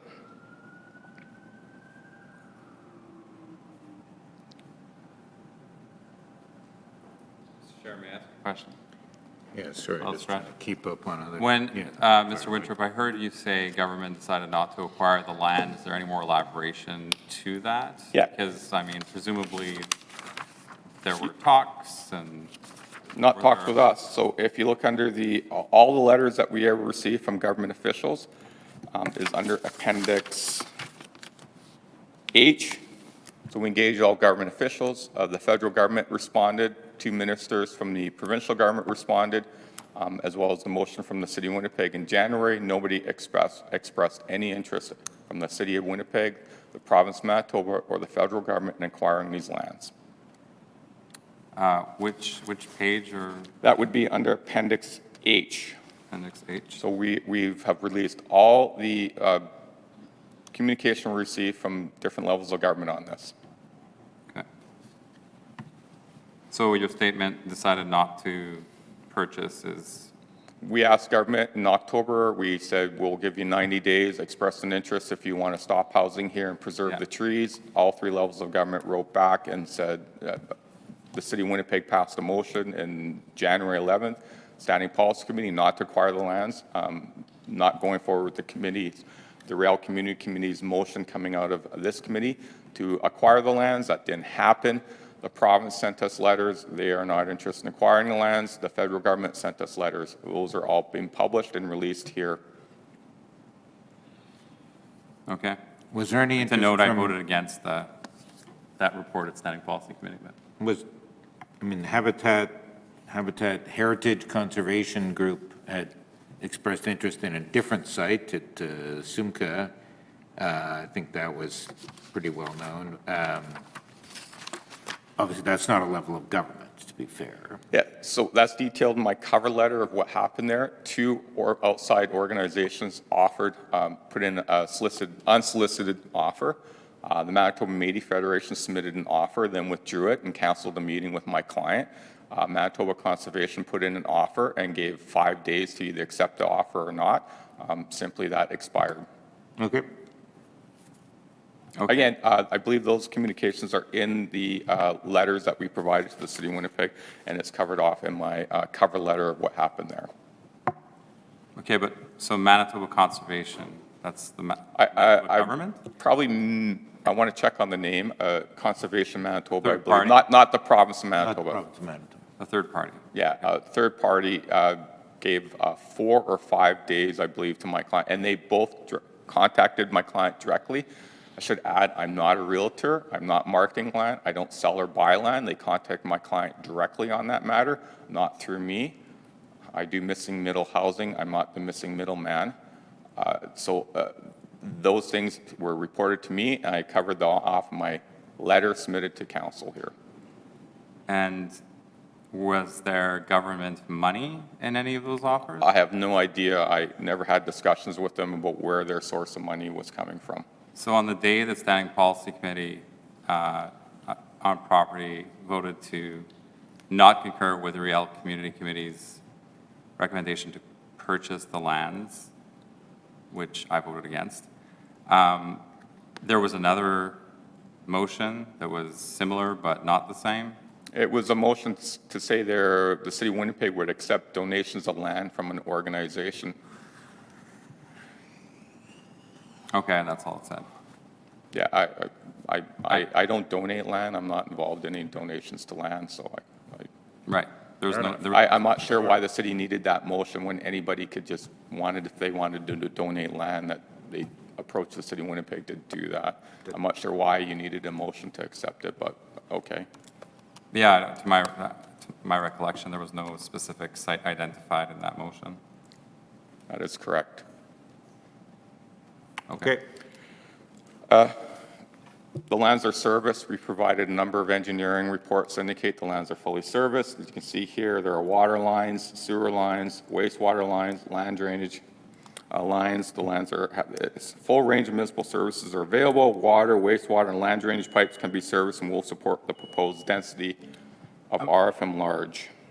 Councilor Mays, I'd move extension, looking for your feedback on. Yeah, I mean, you're really speaking on behalf of a number of speakers here, aren't you? Everyone. Yes. Should we ask the applicant how much more time, or? We should, yes. I'll wrap this up pretty quickly. In terms of, well, we do need 10 a number more of minutes. then. 5 minutes.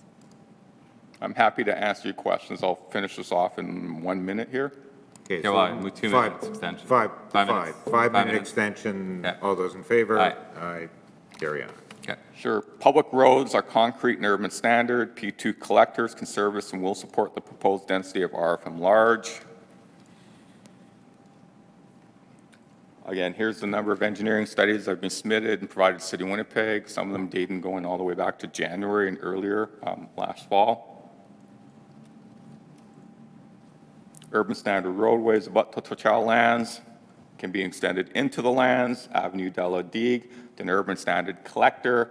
As a collector, LeMay Avenue, and I will, my apologies, mispronounce names. I do it all around the world in various languages. LeMay Avenue is presently a collector. Avenue de la Digue is 66 feet wide, can be extended as an urban standard roadway. Currently it is not, and can become a collector. Paved concrete roads, no gravel.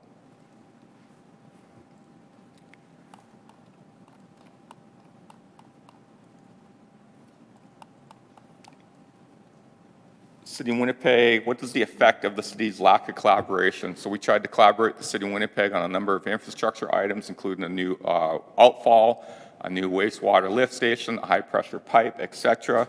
There was no collaboration on those things. That has dramatically increased our infrastructure costs. We will do a new separate lift station right next to yours. We will do our own new outfall right next to yours. We will put our own high-pressure force main right next to yours. We'll do our own new pipe in Pembina Highway right next to yours. That jacks up the infrastructure costs. And then combined with the really pushing down the density by 71%, this completely makes R from small completely unfeasible.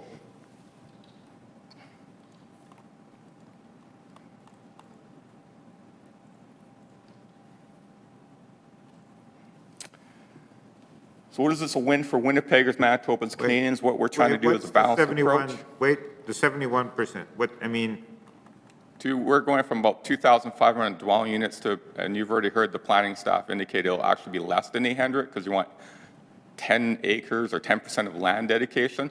So now you've taken away land, you've reduced my land quantum, you've rezoned it to multifamily small. Yeah, that's more into the 700 dwelling unit range, not 800. So that drastically reduces, the density, and with the increase in infrastructure, it's not feasible.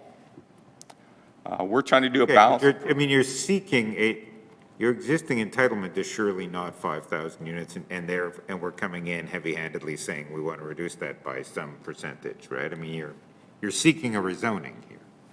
I'd like to collaborate and have one lift station, not two. I'd like to collaborate and have one outfall, not two. But, that the city of Winnipeg did not want to do that. So we have to build our own separate infrastructure. We'll privatize our infrastructure to service. Okay, no, I get that, I get that argument. My argument was more with you're cutting my entitlement by 71%, and you're not entitled to the entitlement just yet. I mean. No, I didn't say entitlement, I said my proposed density. Fair point. I never said entitlement, my proposed density from R from large to R from small, and then with the increase in density, increase in infrastructure costs being forced upon us makes this unfeasible. We were looking for a balanced approach here. Councillor Mays? May I ask a question? Sure. While it's fresh. I heard on the 10%, the 10%, is that not practice? It's either 10% land or 10% cash in lieu? Cash, either 10% land or 10% cash. But you said that was being taken away from you? They're taking land dedication, so that reduces my land quantum from less than the 23 acres. That reduces it, so now my buildable area is reduced by 10%. So now the R from small zoning on the reduced land area brings in less density than 800 units. Well, I guess perhaps it's for administration, but is this not the practice of the city of Winnipeg to either take 10% land or 10% cash in lieu? That's the city's practice, or you can take less, you can take some land, some cash, you can take all land, some cash, or there's nothing just all cash. I guess I'm looking to clarify, there's nothing untowards of the city. There's nothing untowards, it's just a combination. You're saying if I had been granted the cash in lieu instead of the land, not cash. If the city wants to take land, that reduces my land quantum, and then the R from small mathematical calculation on the buildable land it's less than 800. It's more around 700 and something. It's not 800 dwelling units. So your assumption going in on your projected densities was one that did not consider the 10% land dedication? Yeah, we're setting aside land also for where the former cemetery is, so we're not building on that either. So we're actually now into 20 to 30% of land that we're not building on. So you're more than meeting the 10%? Yeah, we were prepared to work with the city of Winnipeg and dedicate land around the cemetery as well as the former cemetery. The city wants land on the exact opposite, as far as you can away from the cemetery. So nothing to do. So we're going to dedicate land, and we're going to preserve that former cemetery site as part of our journey to reconciliation. We're not building on it. We're going to do something else than that. We're going to preserve those lands. That's more than approximately 10%. The city, instead of taking that land or the land around the former cemetery, they're taking land on the exact, almost as far away as you can for anything to do with that, any kind of journey to reconciliation on that. So we're actually going to dedicate more than 20+% of land. So now when you start applying the density to where we're building, it's going to be less than 700, around 700 dwelling units. So in your, just drilling back to the 10%, when you made your original projections, you were looking at the number of acres, but did you consider the base 10% in those projections or not? That would either have been dedication in lieu of land or cash? Like, did you remove the 10% of the land when you made your original projections? Our original projection was us hopefully working together with the city of Winnipeg. That's why we engaged with them. We're hoping that the land, the former cemetery, as well as the buffer around it would comprise land dedication. That didn't happen. And so they've asked for more land than what we, originally considered. We've tried to work with them a number of times. They, in their report, state they clearly want all these lands to be preserved as trees and parks. That does nothing for us for housing. Okay, I think. Yeah, that's a fair question. So we're looking to do a balanced approach here. We feel we're addressing the housing crisis, the journey to reconciliation, as well as climate change. If it's rejected, then we'll continue on with our reconciliation journey. It impedes it, but we'll continue on with that. There will be no progress on housing crisis and no addressing the climate change.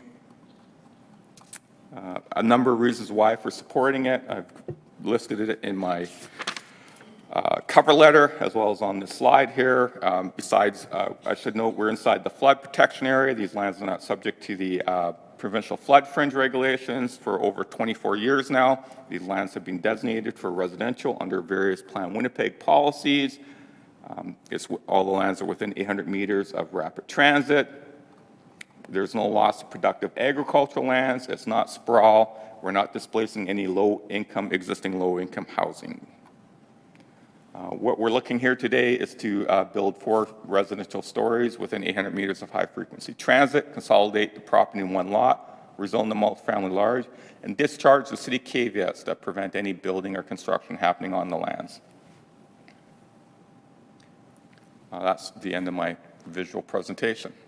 Talk to me a bit about the caveat. I mean, it's not unusual to request that. We get that fairly often. We just advertised one, Dan, for St. Anne's Road, right? That would come on the 24th of September, right? Somewhere, I mean, there are caveats that get discharged from time to time. We've had that here, but what's the nature of this one? I mean, the obvious, if I were sitting up in the gallery, I would say this person bought the land with a caveat on it. They knew there were limits, so you don't have to take those limits off. So what is the nature, like how broad is the caveat here, I guess? Yeah, well, the caveat is related to when the land was subdivided. So at one time, this was all one land quantum, and then it was subdivided. I'm just looking for a map that might portray it. So then it was subdivided into different parcels. The city of Winnipeg has a number of parcels along the riverbank north of the primary line of defense for flooding, the flood berm.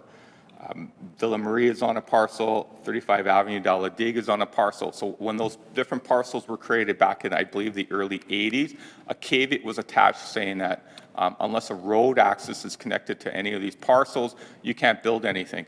So back in the 80s, the previous owner, a couple owners ago, subdivided it in a parcel plan, not a plan of subdivision, a parcel plan, and a caveat was put on there saying you can't build on in these lands. Well, that caveat still exists. We're looking to consolidate because at that time there was no road access. We actually have accesses to LeMay as well as Avenue de la Digue. One to the west is across city-owned land that was actually expropriated from the previous owners. We like to have access to Avenue de la Digue through there, as well as through 823 LeMay. That gives us access to that street. So now we have access to public right-of-ways, but if that caveat's on the title, we can't construct. Okay, but the nature of the caveat is if there's no road access, but you're saying there could be there. Once we have road access with the approval of this plan of subdivision and the rezoning, then we have road access, but we still need that caveat discharged. Yeah, fair enough. Okay. What's a quantum of Land land? quantum, like the land, The street- subject lands. The subject lands are around 22.79, I think, acres. The city wants to take away, I believe, 10% of that amount. That reduces the entire total of the gross land area to a net area. A percentage of that will be set aside for our journey for reconciliation. So that reduces the subject land net area that will be buildable. Okay, so quantum is subject land there? Yeah, the subject lands is, Okay, so I was looking at photons on the internet. Yeah. Didn't seem to fit. Okay. Indeed. Anything, I mean, there's nothing that, the care home issue, or that, I mean, is there any, maybe I'll direct this, well, nothing rides on, we're not simply rezoning in order to allow only one, we've had this sort of hearing, right? Oh, well, that site might be a future access center for St. Vital, so we'll try and rezone, but we'll try and narrow this thing down, like, to, you know, you can't do, you know, we don't really want to rezone unless it's for this public benefit, so we'll try and narrow the rezoning permission down as tightly as we can. So anything riding here on the suggestion that it might be a care home? so yeah, you're correct. The zoning bylaw, when you rezone a piece of land, RFM large or commercial or whatever, has a variety of uses in there. Multiple family is what's the dominant use in RFM large. All our engineering, we needed to figure out what the engineering could support. It would support either 5,000, up to 5,000 care beds, care homes, or approximately 2,500 dwelling units is what the engineering proves out of. There would be ideally, by the time we start construction on this, if this was to get approved, I'll say in the next like 6 months, construction on this is not happening for another like several years for a project of this size. You're looking at more now into like 2028, 2030. At that time, I'm speculating, but it could be a mixture of housing, depending on what the market is at that time. It could be a mixture of dwelling units and care homes or care beds, or all solely one or solely the other. But the engineering study proves out it's either maximum 2,500 or 5,000, beds. We're working towards that. We would not exceed those numbers, whether it's a mixture of the two, but we've kept it simple just for the engineering. Okay, so the argument fundamentally is not, the argument fundamentally is about housing, not fundamentally about health care here. No, ideally, my client would like to do a continuing care retirement community that allows people of different abilities who are older to age in place. Such a facility is more popular, you see, in the States, where they have more lifestyle. You might be more an independent senior to somebody who is requiring 24-hour care. They have on-site medical, dining halls, et cetera. So there's a mixture of what would go in there. By the time that this gets constructed with the aging baby boomer market, there'll be a market decision at that time. It could be a mixture, or it could solely be probably at that time continuing care retirement community. Okay, thank you. I guess, yeah. So part of your presentation refers to the federal funding statements made by the mayor. I guess the motion passed by council. Aren't a lot of the zoning rights that you're talking about not existing until the zoning process happens with public hearings? Aren't you talking about future zoning rights that don't exist right now? No, I'm talking that we specifically heard everything that we heard last fall, including that council, and we aligned this development to align with what we heard coming out of council. We're within 800 meters of a rapid transit line, and we're no taller than 4 stories. So we're trying to align to the policies or the framework that council adopted last fall. We're trying to align with what the federal government has said they'd like to see for housing and where to locate it within 800 meters of frequent transit. They actually, in their document to the mayor, it just says transit, doesn't say frequent. And then the motion coming out of council has something else, and then the letter to the mayor to the minister, I think calls it frequent transit. So transit and how it's classified is differently in all 3 documents. But we're trying to align. We heard a lot of people. A lot of people wanted to communicate, whether they were saying it to the media or social media or out there in reports. We listened, and we're crafting a development, trying to respond to some of those, what we heard. And that's one of the things we heard, 4 stories, 800 meters. Don't we have a preconceived bias if we go and approve something based on council direction that has, that's subject to public hearing in terms of changing to the zoning bylaw? When you say alignment, don't we have? I got it. I mean, it was a good, fair question. It was a good answer. We can't have, the public statements from the mayor saying every department should view itself as a housing department, and then to come in here and say, oh, well, we don't want to jump the gun, though, not until we actually pass it, but we got to have well, what the hell's the message then to departments?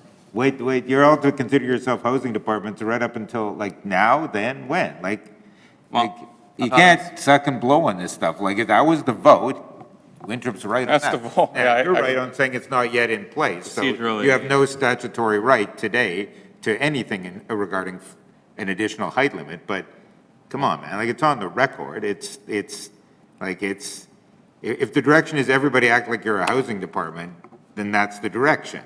Maybe I didn't vote for the housing accelerator, and building in 8 years, I don't know how much acceleration we got here, but, I mean, that's a pretty thin, maybe in some thin sense here, well, we're not really committed to this until the very day we're committed to it, but then let's not have a bunch of public statements about how there's a crisis. I guess I'm taking what is written approach to the analysis, and what is written now is that we're going to have a process that includes public hearings, which we haven't had yet.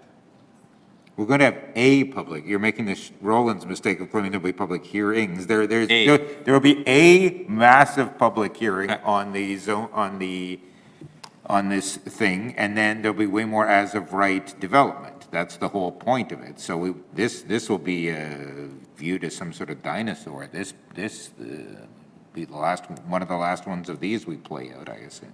Well, I mean, I'm not sure if this is a question for the applicant or if it's a debate with Councilor Mays and myself, but, I mean, we see projections based on, or perhaps this is for the applicant. The subject lands, you've made arguments based on the council direction. My understanding of the order of, the order of precedence of documents is complete communities. Our Winnipeg complete communities, any secondary plan, complete communities being the development document. All of these are subject to public hearing. So what documents should we be governed by? The ones that are future documents that may or may not be approved by council subject to a public hearing? Like, is that how you- That's a fair question.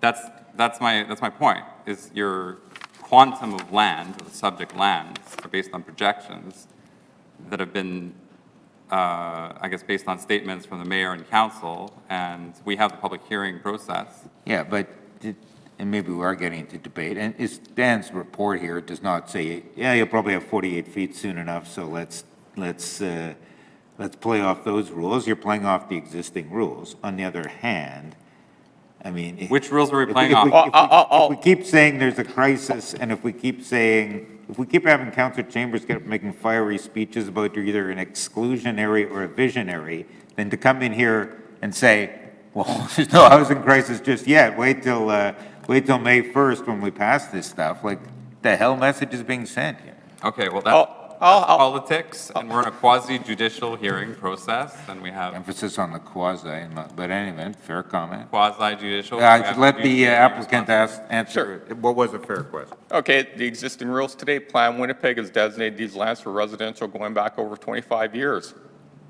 and even before that. So under Plan Winnipeg, the RMFL zoning is allowed. So if we want to be guided by Plan Winnipeg or our Winnipeg and complete communities, it's never has been indicated as being an open space or preserved green space in any planning document going back almost 3 decades now. At any time during any public hearing of any of those planning documents, residents or anybody else could have come forward and said, we want this space designated or redesignated differently. That did not happen. So Plan Winnipeg and complete communities says this is designated residential. The Housing Accelerator Framework that Council passed 13-3, and the Mayor promised back in February to speed up housing and to follow that framework, and wrote a letter to the Minister of, the Federal Minister, Sean Fraser, who I've asked and contacted, and to confirm these matters, is that we, the City of Winnipeg, is going to legalize 4 stories within 800 meters. And that's Council's framework for its planning moving forward. So those are frameworks that you can follow, but we are following within our Winnipeg and complete communities. Is there any comparable development in terms of the subject lands and the acres there and the number of units that you're proposing, is that in line with what would, perhaps this is for the administration, but like, are you asking for the number of units that typically are approved with our existing rules? I think the parallel to this process and this application is the Parker lands, which is still sitting vacant within 800 meters. It's a barren field within 800 meters of a rapid transit line. I went to court 5 times, 1 mandamus for it, contempt of court, another court action after that, another one that's still under appeal, and we're waiting for the Court of Appeals to hear from. That would be the closest parallel. They're doing approximately, I want to say 2,000 dwelling units, but they're doing heights of different styles. They're doing everything from single family and opening public roads to doing high-rise buildings. They're having some public parks, not 10%. They're less than 10%. That was a contentious point with the public service. They preserved no trees on the site. So that would be the closest parallel I have, certainly in my history. That project I've been working on for 12 years now. And so units per acre there relative to here? I'd have to quickly do the calculation, but I don't have those exact numbers offhand. Well, it seems to me that's the rule book we're playing by, though that was, no, because that happened before Complete Communities 2.0. And it's guided by a secondary plan and a PDO. And we had multiple public hearings, as well as a judge ordering a public hearing to be taking place. It went into contempt of court 4 times. Okay, I'm trying to set the shared understanding of what we're actually talking about. Because there's what's been said by politicians, and there's what documents have been approved by council through the public hearing process, and there's 2 sets. Perhaps, it's, for the public service, it's like, there are a what number are of- you governed by? Yeah. Give some credit to Councillor Rowland. She's the one who always says two things can be true. It is certainly true that there is an existing set of rules. It is certainly true there have been council votes and policy statements that would change those rules. City planners approved 137 in a row for lot splits in Glenwood, and not all of which required a variance on the size of the lot. But they approved them all, saying, well, that doesn't seem to correspond with your larger overarching plan, Winnipeg Complete Communities statements. And now we're going to allow people to build on 2,500 square feet, so those appeals will dry up. So both of these views have some merit. But perhaps fewer fiery speeches then about if there's only a crisis the day we pass. We're passing this thing to deal with the crisis, but the crisis doesn't really exist until the day we pass the thing, is a bit of a logical dead end. At the same time, we'd be accused of preconceived bias if we made decisions based on zoning rights that are not yet existing. No, and no one's reducing existing entitlement by 71 if you're just applying for an entitlement was not the word you used, I give you that. Yeah. All right. Just on we've had a lot of conversations on trees on separate matters. Is there any actuarial equivalent value to what these trees are? And I understand you do have the right to cut them, or not you, but the landowner has the right to cut them. But is there any quantification of the value of, is there a standard way of quantifying trees, values, how many trees? I did not do that for this project, so. No, I'm not a landscape architect. Do we know how many trees are impacted by this development? No idea. Okay. Okay. Anyone else from the applicant? Thank you. You always have the right. I'm the only one. If we ever get there. Yeah. But, Okay, so John's finished up his presentation. I'll now move on to the rest of the folks registered to speak in support. First up, we have Vicky Poirier. Oh, sorry, yes, actually, can we take a 5-minute break? Just. Sure. Oh, yeah, sure. Didn't we have another meeting?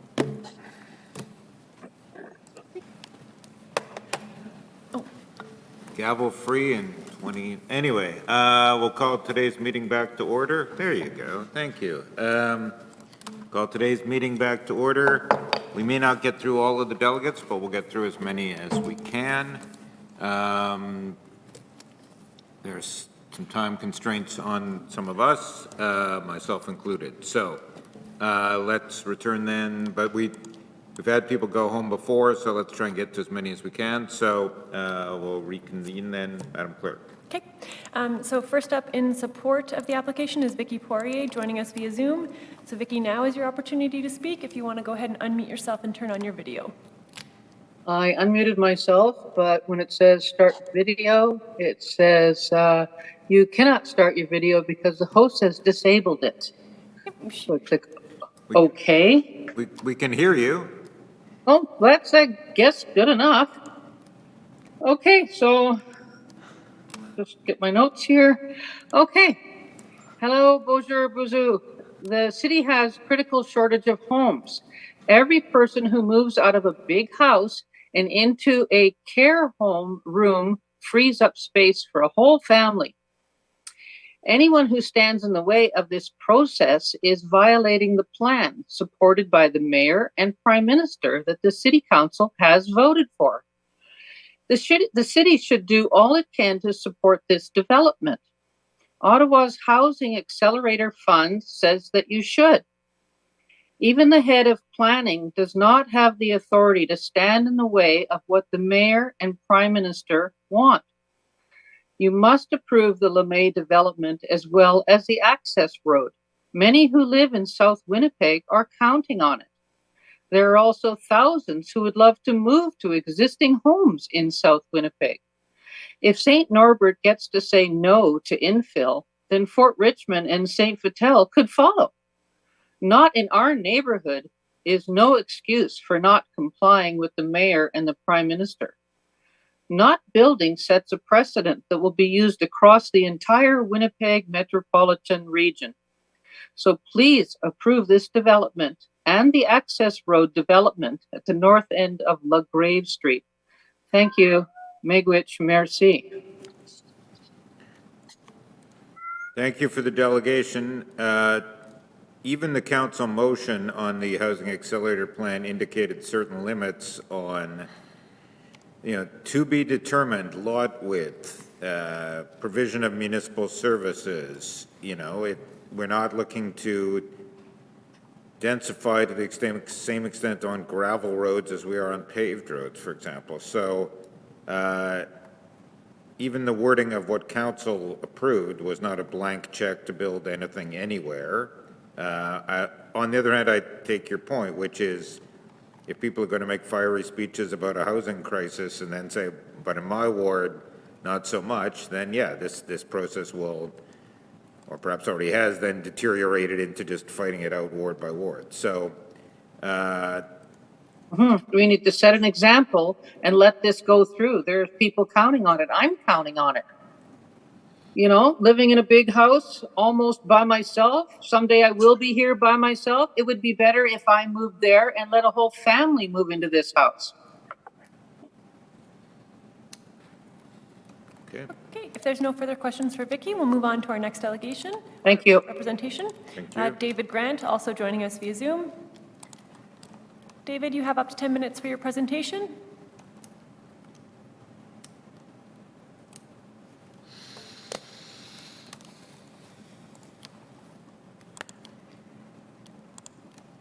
Okay, David, if you want to begin your presentation. If not, we can move on to the next registered speaker. Put you on here instead. Come on, David, go. I'm on. Okay, you want me to do that? Yeah. Here, just take this. I'm on a laptop. I was going to do it from It here. doesn't matter. Just put that right there and then read your notes. Don't let this thing fall. Okay. Okay. Okay, go ahead. Read your notes. Anyway, there we go. Oh, there. Okay. Yeah.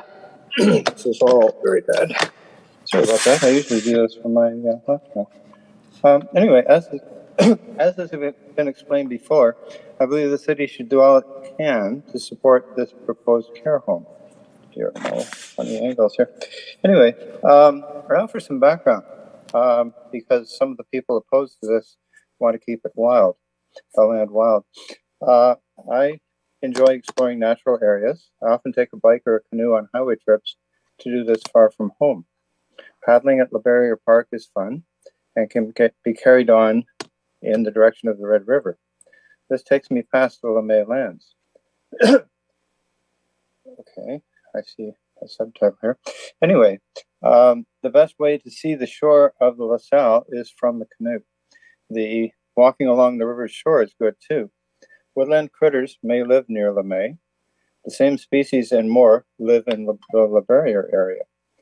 Nature prefers large, contiguous wild areas like those to the west of St. Norbert. The LeMay woods are too small to support populations like large owls. We should focus on large areas of wild land.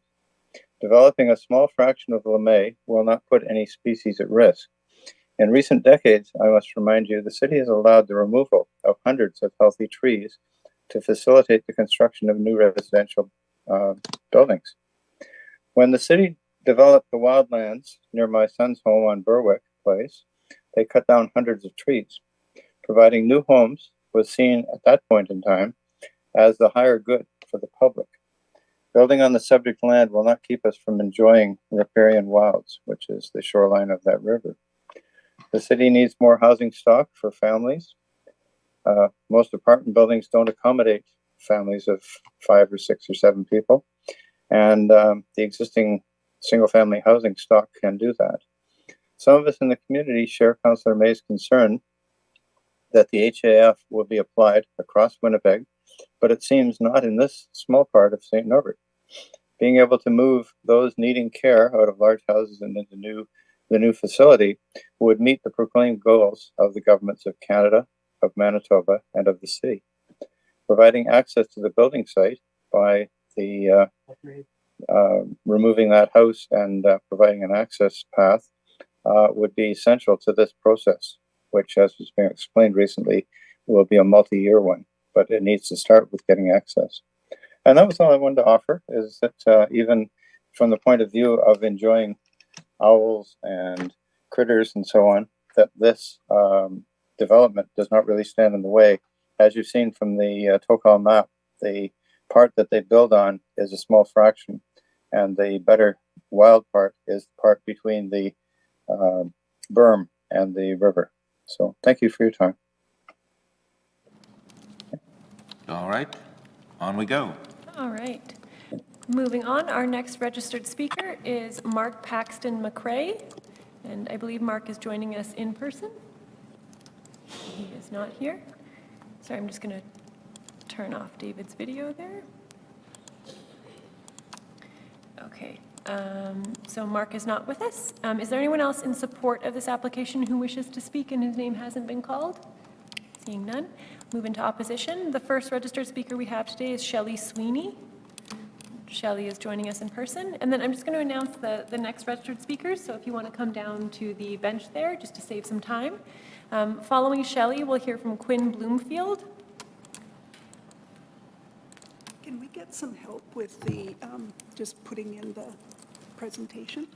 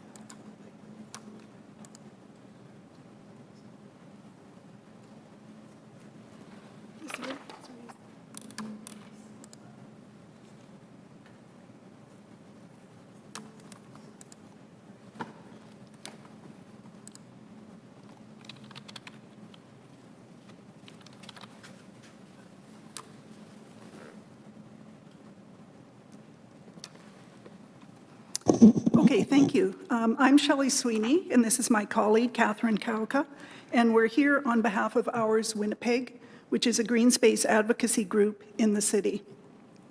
First slide. To recap, the Asile Richot in St. Norbert was an orphanage and a home for unwed mothers run by the Sisters of Misericordia from 1904 to 1948. The ideal picture of the orphanage was to have a spacious home for a relatively small number of children, 5 years of age and younger. The reality of the orphanage quickly outstripped the ideal.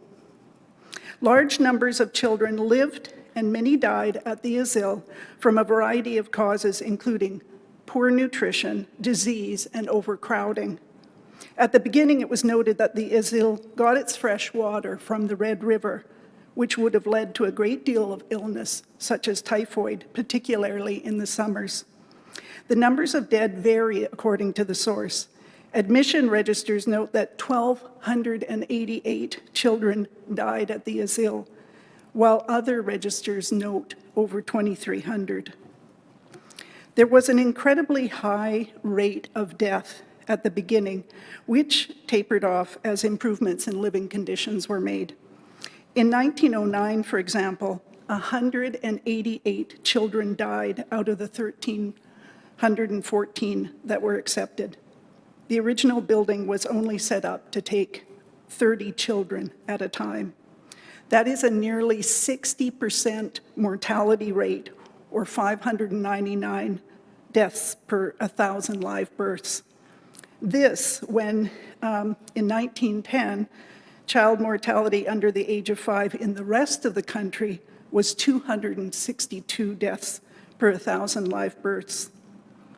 This graphic is an illustration of how many children would have died out of the 33 pictured in the photo. There was a cemetery in LeMay Forest for the sisters, the unwed mothers, and children who died at the asile, as well as Sisters of Misericordia and Sisters Oblates of St. Norbert who died elsewhere. Most children were buried together in unmarked common graves. There was a wide range of ethnicities. However, records indicate that there were Indigenous children among those who died, and a significant percentage of these were Métis. Desjardins Funeral Chapel moved human remains from the cemetery in LeMay Forest to St. Boniface Cemetery excuse me, in November of 1974. But the currently available records of the removal of remains do not document the process well enough to know how remains were identified and removed. P.W. Levac, the general manager, stated, "This project could involve quite a bit of work, and I have figured out the cheapest possible cost to you. We made application only for those cases in which date of death was known. As for the others, there was no possible way of obtaining the death registrations."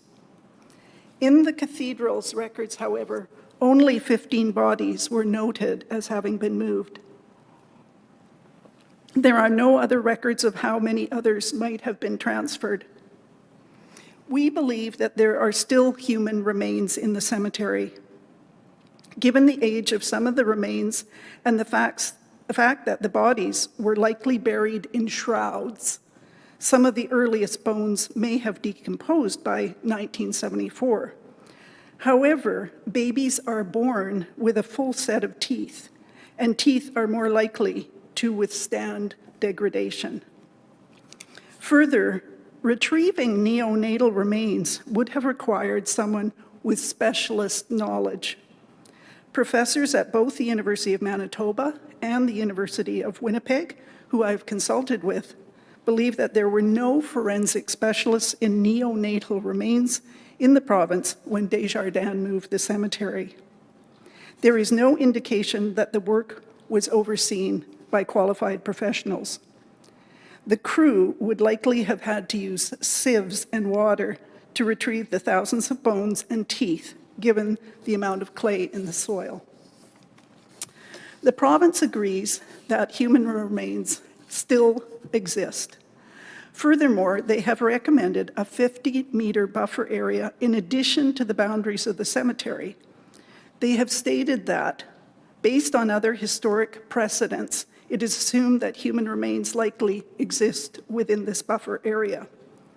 We now have discovered 2 federal topographical maps, one from 1960 and the other from 1970, which provide the location of the cemetery. An aerial photo from the 1966 flood confirms the precise location of the cemetery. This 1966 aerial photograph overlaid on a satellite image in Google Earth shows where the cemetery is in relation to the property today. We can use this location information in QGIS to mock up where the proposed development will fall in relation to the cemetery.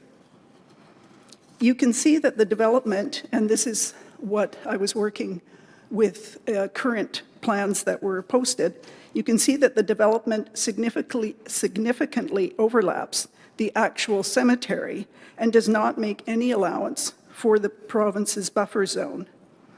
Earth-moving equipment would necessarily run right through the cemetery and the buffer zone in order to accommodate the structures.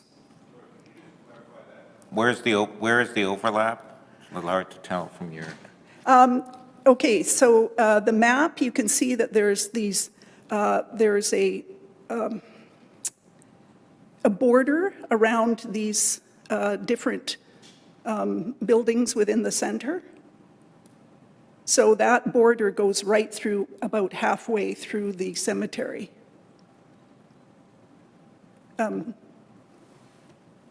Did you want me to point it out on the map? I think I see it. Okay.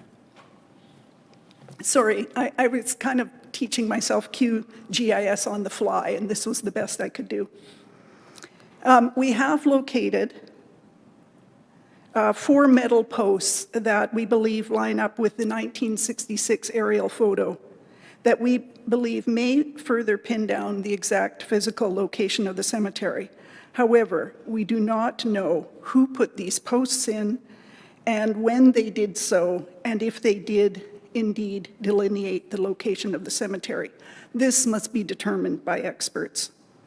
Thus, at present, we cannot be absolutely certain about the location and extent of the cemetery that holds the remains of the vulnerable children and adults who are buried in it. Ground-penetrating radar does not pick up remains, and given that there may have been ground disturbances when the dike was built and from various floods, the radar may not even pick up burial trenches.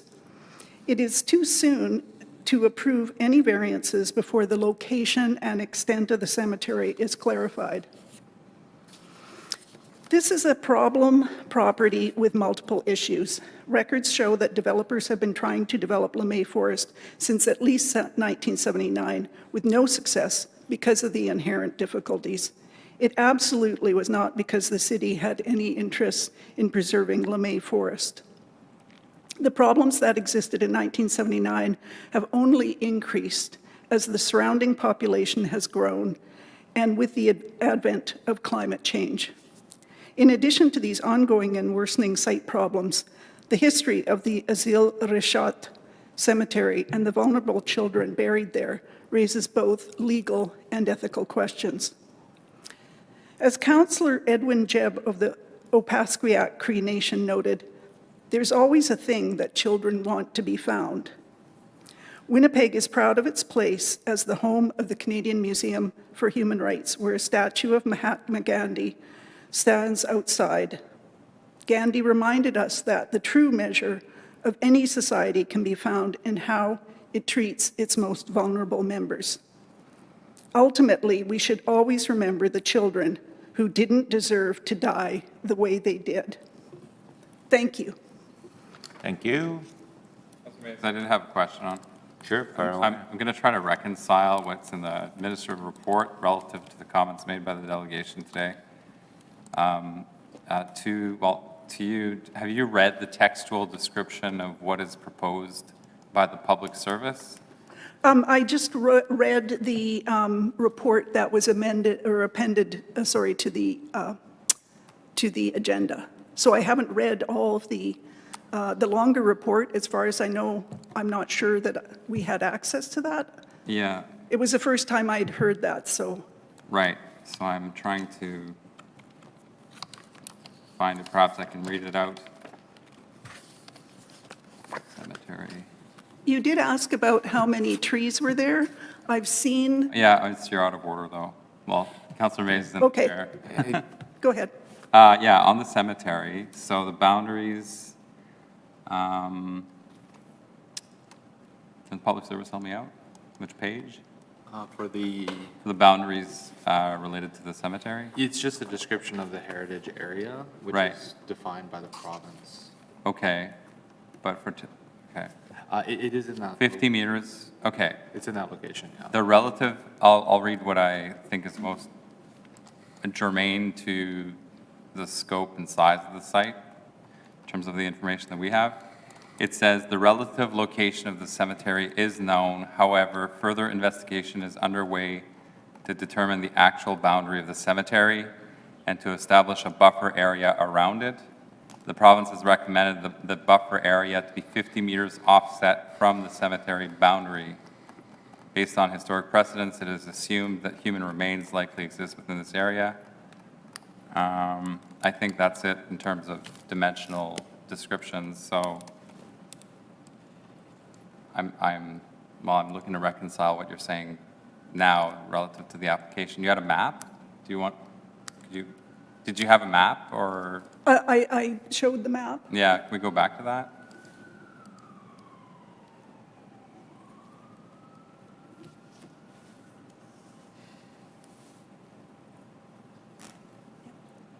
Like how large how large do you think it may be? Like, what's the max min? Like, what's the smallest area that And it could be, and what's the largest area that could be based on the posts? And isn't the buffer incorporated into what you just read? Well, I think the buffer is not, the buffer would be over and above what, right? The buffer is usually on top of whatever Yes. the boundary is, but we don't have a boundary established. The buffer is from the boundary Right. for. Do we have a and- boundary, is my question.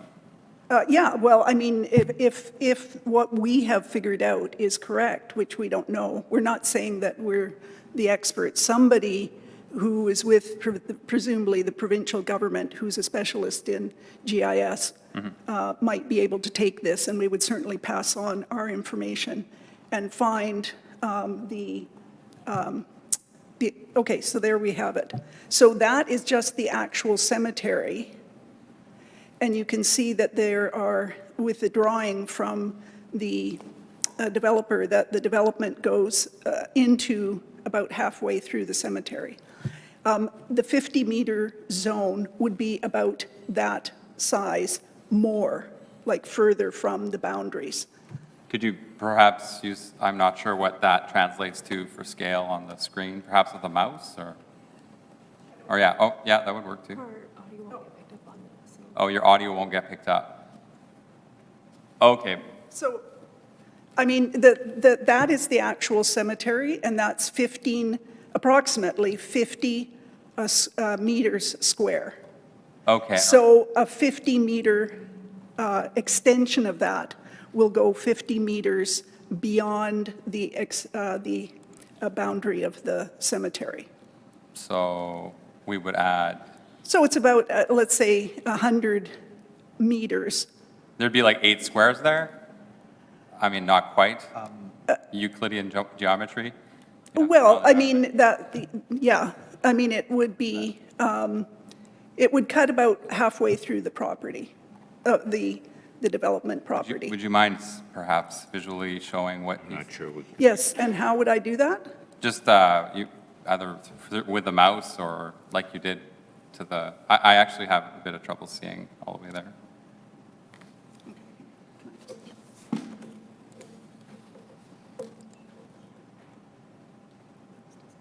Oh, the mouse doesn't display? Yeah, it doesn't. So we won't be able to hear you, but would you mind just showing us like on the display what you think the 50-meter area boundary would be based on the scale? Yeah, okay, so when I was counting 8 squares. Yeah. Yeah. Yeah, okay, so, and then where's the proposed building? So it's going right into the cemetery? Yes. Okay, and the proposed building, The proposed building and from structures, which I believe includes paved parking, goes halfway right through the cemetery at this moment. so we have two, I guess, we have the public services recommendation, which is one structure, and we have the landowner's proposal, which is another structure. Are you referring to the public service recommendation right now? No, I'm not. I'm looking at the developer's development. And that is the plan that they put into their report that was appended to the agenda. Okay, so if that square is accurate, then there would be squares all around it, and from the motion that you made, it looks like there would be at least 2 or 3 of them impacted based on the buffer. Okay. Yes. It would significantly impact the buildings that the developer is proposing currently. And then I will ask the question on the trees, because I think you may have something to say about that. Yes. So my question to the proponent was, is there a manner in which we can quantify the value of the trees that would be impacted by the development? And the proponent was not aware of what that impact might be. Yeah, we do know that there is an estimate of between 9,000 and 14,000 trees. And I believe that there is a program in the States that quantifies from a, cost perspective, how much these trees would be valued at. Now, without getting onto the property, which we're not allowed to, it would be difficult because obviously the older trees are much more valuable than the, just the young trees. I can say that the University of Manitoba is now costing mature trees at $70,000 in value. What's a mature tree? A mature tree would probably be about, say, 50 years old. At least 50 years old? Probably. How many trees do you say are on the site? There's between 9,000 and 14,000 according to the city. According to the city? Yeah, the city of Winnipeg, yeah. Where did you get that information? I got it from, I would have to check back, but I saw that one of the people that's associated with forestry had looked at the property and had estimated the amount as between 9,000 and 14,000. Would there be a way of quickly accessing that information? I could see if I could track it down. Somebody else in the audience might be able to pick that up. Certainly, if we had Erna Buffy here, she would have it at her fingertips.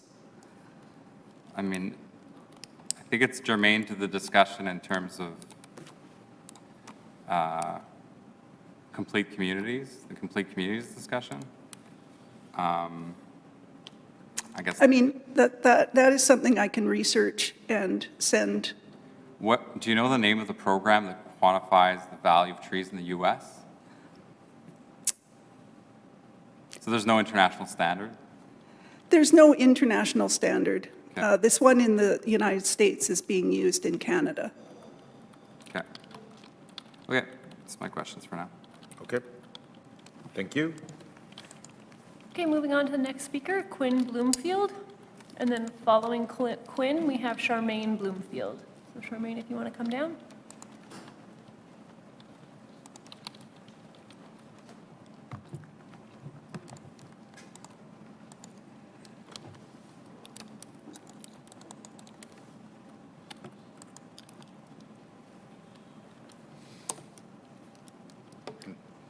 You can go ahead. You have a 10. $700 million for the trees. So my first hike was through LeMay Forest. I was 3 years old, and I was excited, having been dressed and prepared for a tremendous effort I would need to walk for so long. The trail was destined to become a part of my life, as it was for many of my friends. As a park, it has the potential to become a part of the lives of our children, too. My parents felt comfortable setting me free in the enclosed wilderness just behind our house. It was the first time I saw a hay bale and started yelling, "Hay bale," every time I saw a big one that marked the grounds where I wasn't allowed to go without a parent until I was 9. I roamed back there after school with a little group of kids we secretly called the Spy Club, practiced martial arts, making sticks into spears and bows. It was where my cousin and I learned how to fly drones, and it was a path to the soccer field, best fort-building real estate in the whole South End. It was where my first girlfriend and I hid when our parents were angry, relaxing in a little stone chapel and climbing the pillars around it. And I hope when I have kids, they can have their own first hikes, puns, clubs, and kisses there too. The LeMay Forest is safe, secluded and quiet retreat from the surrounding streets. It allows children to play without having to stand at the side of the road for cars to pass. It gives teens a place to sneak off instead of straying further from their home to seek refuge in areas that may pose more severe danger. It offers schools quiet spots to take classes for walks where children can't stray too far from the group or step into traffic. And it makes walks from one side of St. Norbert to the other more easier and more pleasant. And it's a vital part of the local ecosystem, providing wetland and forest for local deer, squirrels, and a whole host of flora and fauna. The destruction of the LeMay Forest could push the biodiversity of St. Norbert further into the country. It would add to the problem of the diminishing tree cover in Winnipeg. The forest provides a sink for rainwater. It helps mitigate temperature extremes, which can be dramatic in landlocked areas, and contributes to the diversity of Winnipeg's trees, making the local ecosystem more resistant to pests and infections that can easily wipe out homogeneous tree populations.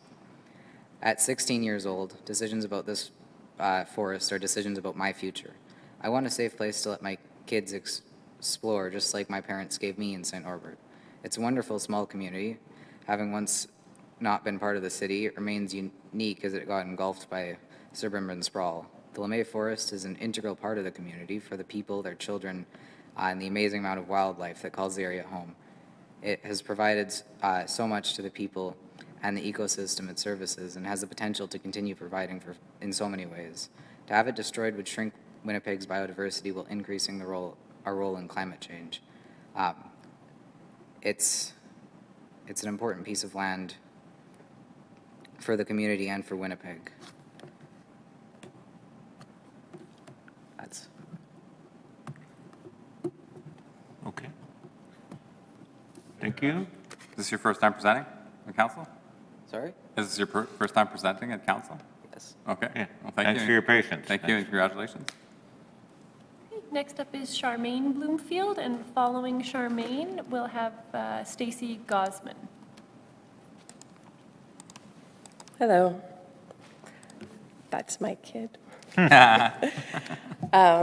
No, I just wanted to register my opposition to what's being proposed. As a resident who lived in St. Norbert for much of my life, I don't know that I have any real extra information to offer. Just I do see the value in urban forests, and definitely feels like a proposal for a building with 5,000 beds sounds like almost doubling the population of St. Norbert, which I know we need more housing, and we do. But it definitely seems like that's a lot to kind of be cramming into such a small area. And I don't know that it feels as though that would negatively impact not just the people that are already in the area, but just having that many people added to an area would also impact the people who are being added to the area. And I think that's all I have to say for now. I guess, just to be clear, the dilemma we face here, of course, is there's a difference between selling part of LeBarriere Park to condo developers and it's private property here that, for reasons unclear, it has been, the owners have not The owners have not fenced it off or anything over the years, it sounds like. So, I mean, that's, if our only reason to deny is that, then that, you know, that we don't have a tree bylaw, unfortunately, here. So people, as we saw in Parkerlands, owners take the matter into their own hands. So that's, we had a similar file at, it was still Bishop Grandin then and River Road, where people were saying, well, you know, I play in this park, and it's like, well, it's not technically a park, it's somebody's land, they haven't, you know, and now after decades of letting it sit there, they wanted to build, so, I mean, I guess, yeah, I'm sure you know that, but that's the dilemma we face, is this isn't selling off Belleville Forest or Leverrier Park. Can I just ask if the requests are denied, what kind of development can be on there? Like, it's just a certain amount of houses?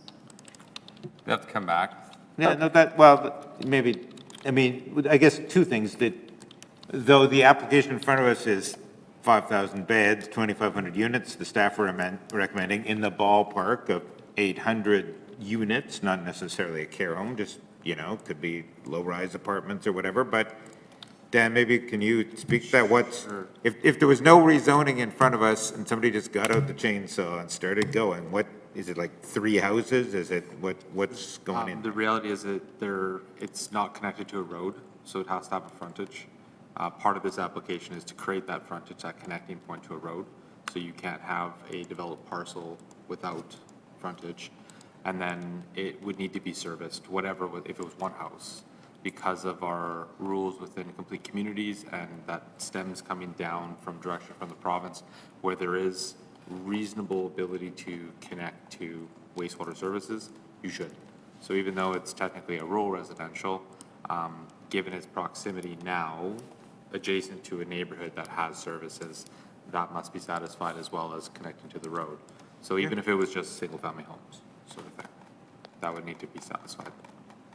So right now, essentially, it's not developable until those things can happen, which would be its own application, just to be clear.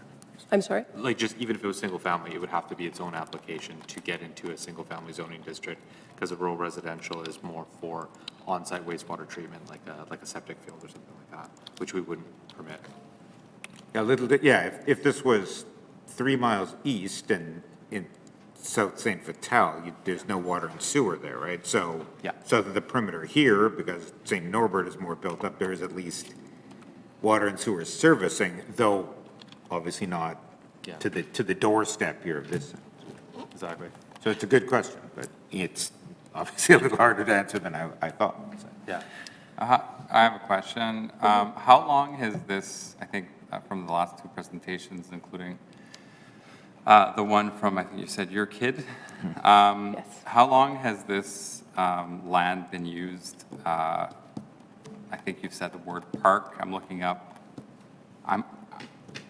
I seem to recall prescriptive easement. I knew we'd get to prescriptive easement.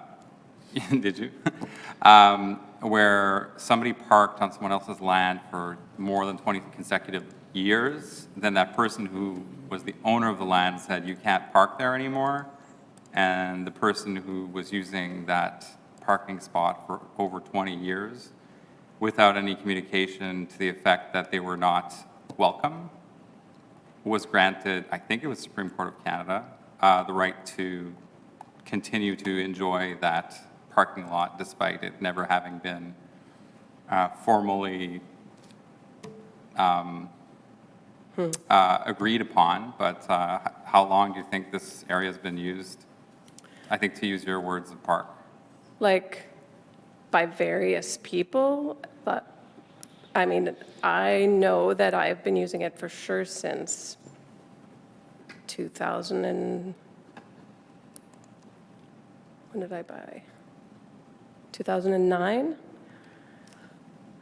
But I mean, you know, you go for walks in through there, right? There's a path. There's a path that many people walk through that goes by like little structures that are kind of little stone structures that are kind of falling apart a little bit. And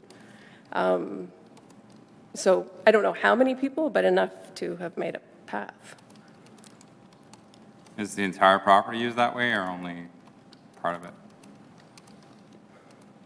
I mean, there's always, not always, but there's kids running around back in there. So I think most people stick to the path, but I'm sure my kid explored more than that.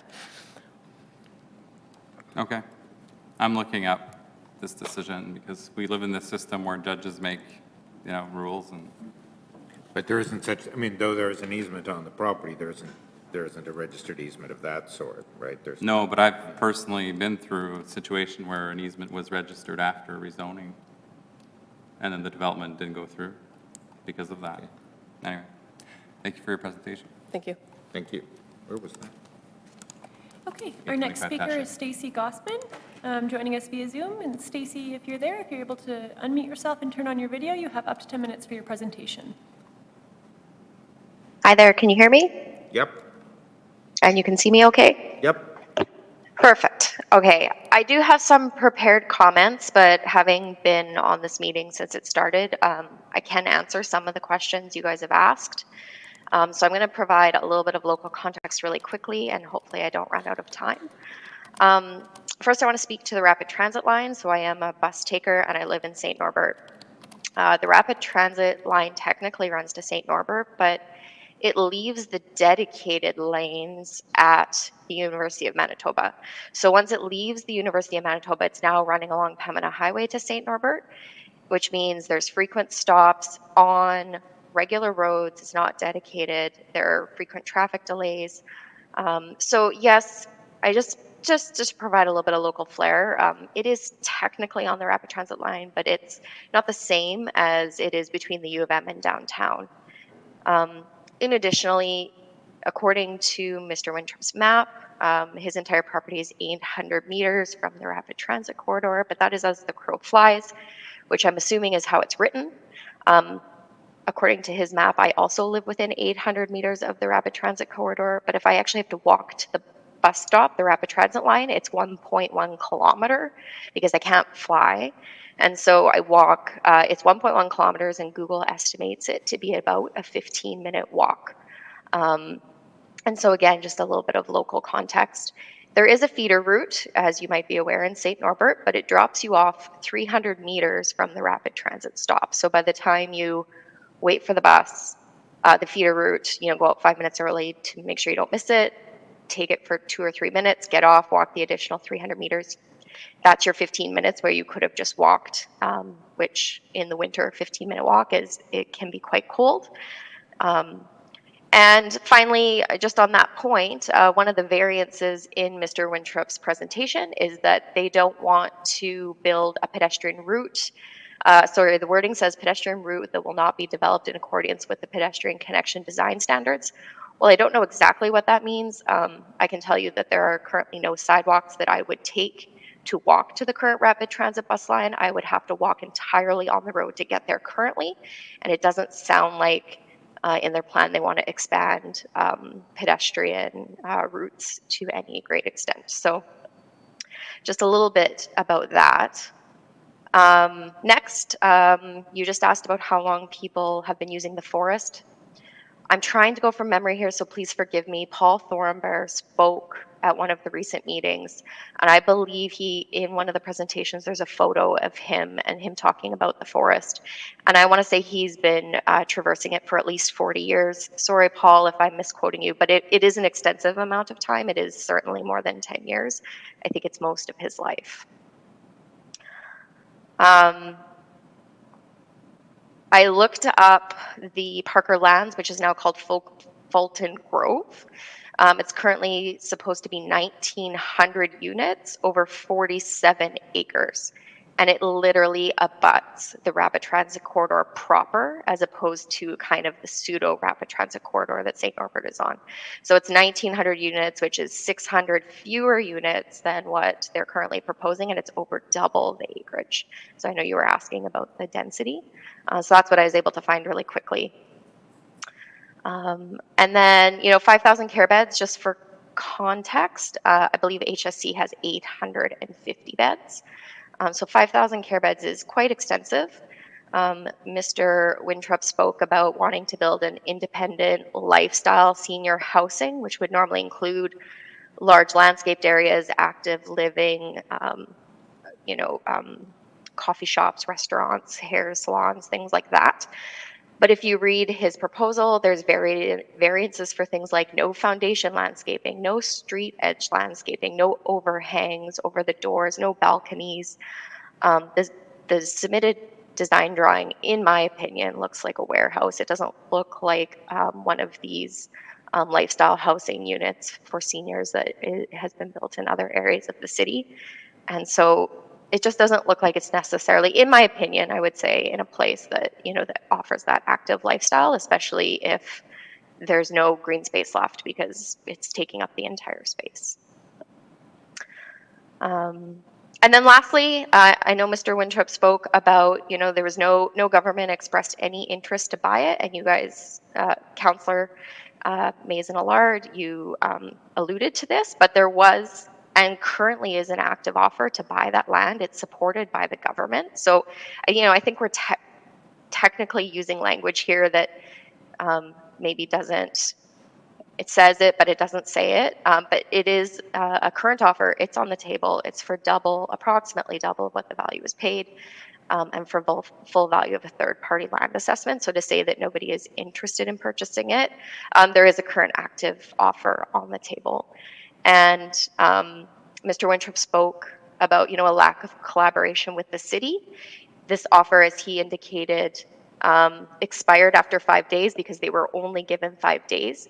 And that may be true. I don't know the details of the offer, but there was also no collaboration there either. The offer was just left to expire. There was no conversation that happened to see if there was any way to come to a deal. It was just left to expire. So there was no, as far as I know, in his words, they let it expire. So there was no collaboration there either to try and see if we could come to a deal that would have allowed option A, which was something they pursued, as an active, an active offer to purchase it for it to remain parklands.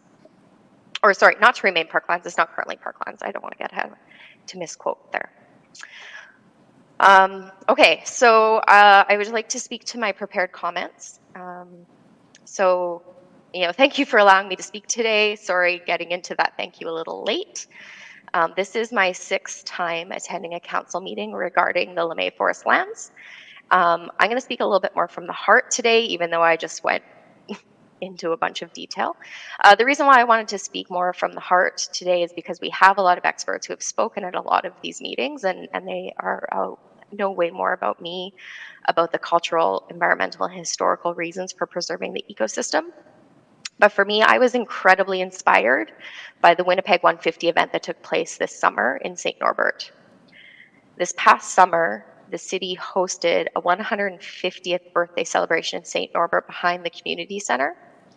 There were many amazing speakers who addressed the crowd that day, and I was privileged to meet many community members.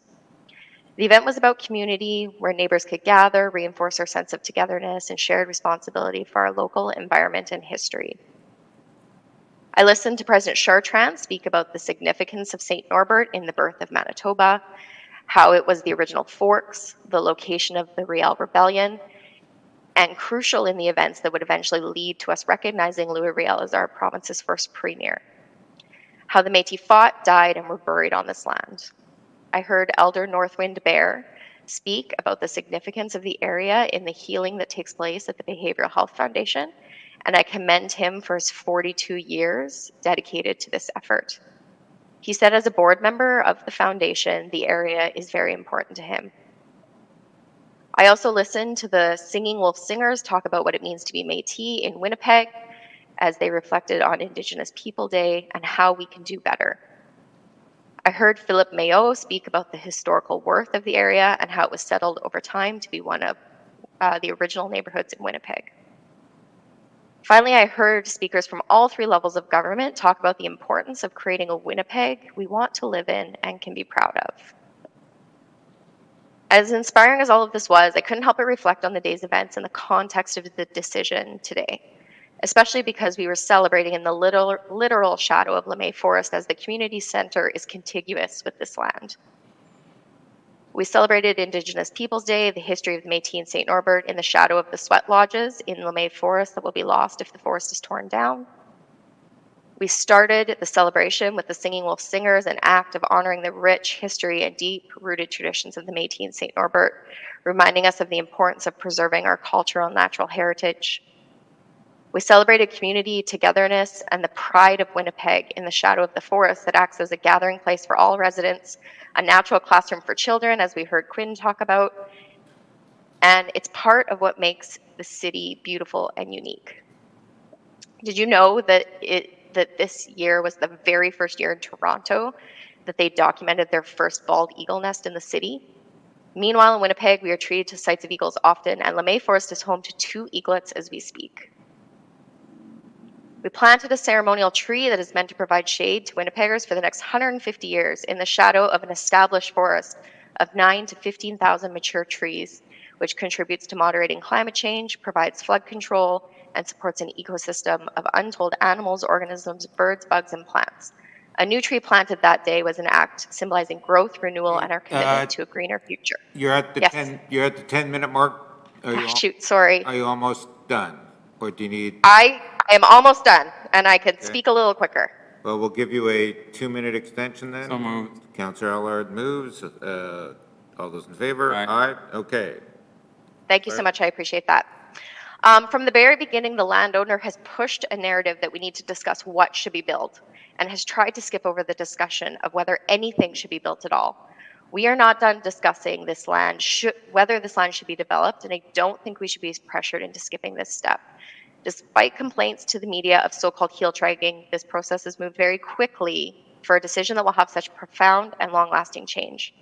Our city is certainly in need of densification and development, but not at any cost. Nor should we be pressured to rezone and consolidate this land to create access.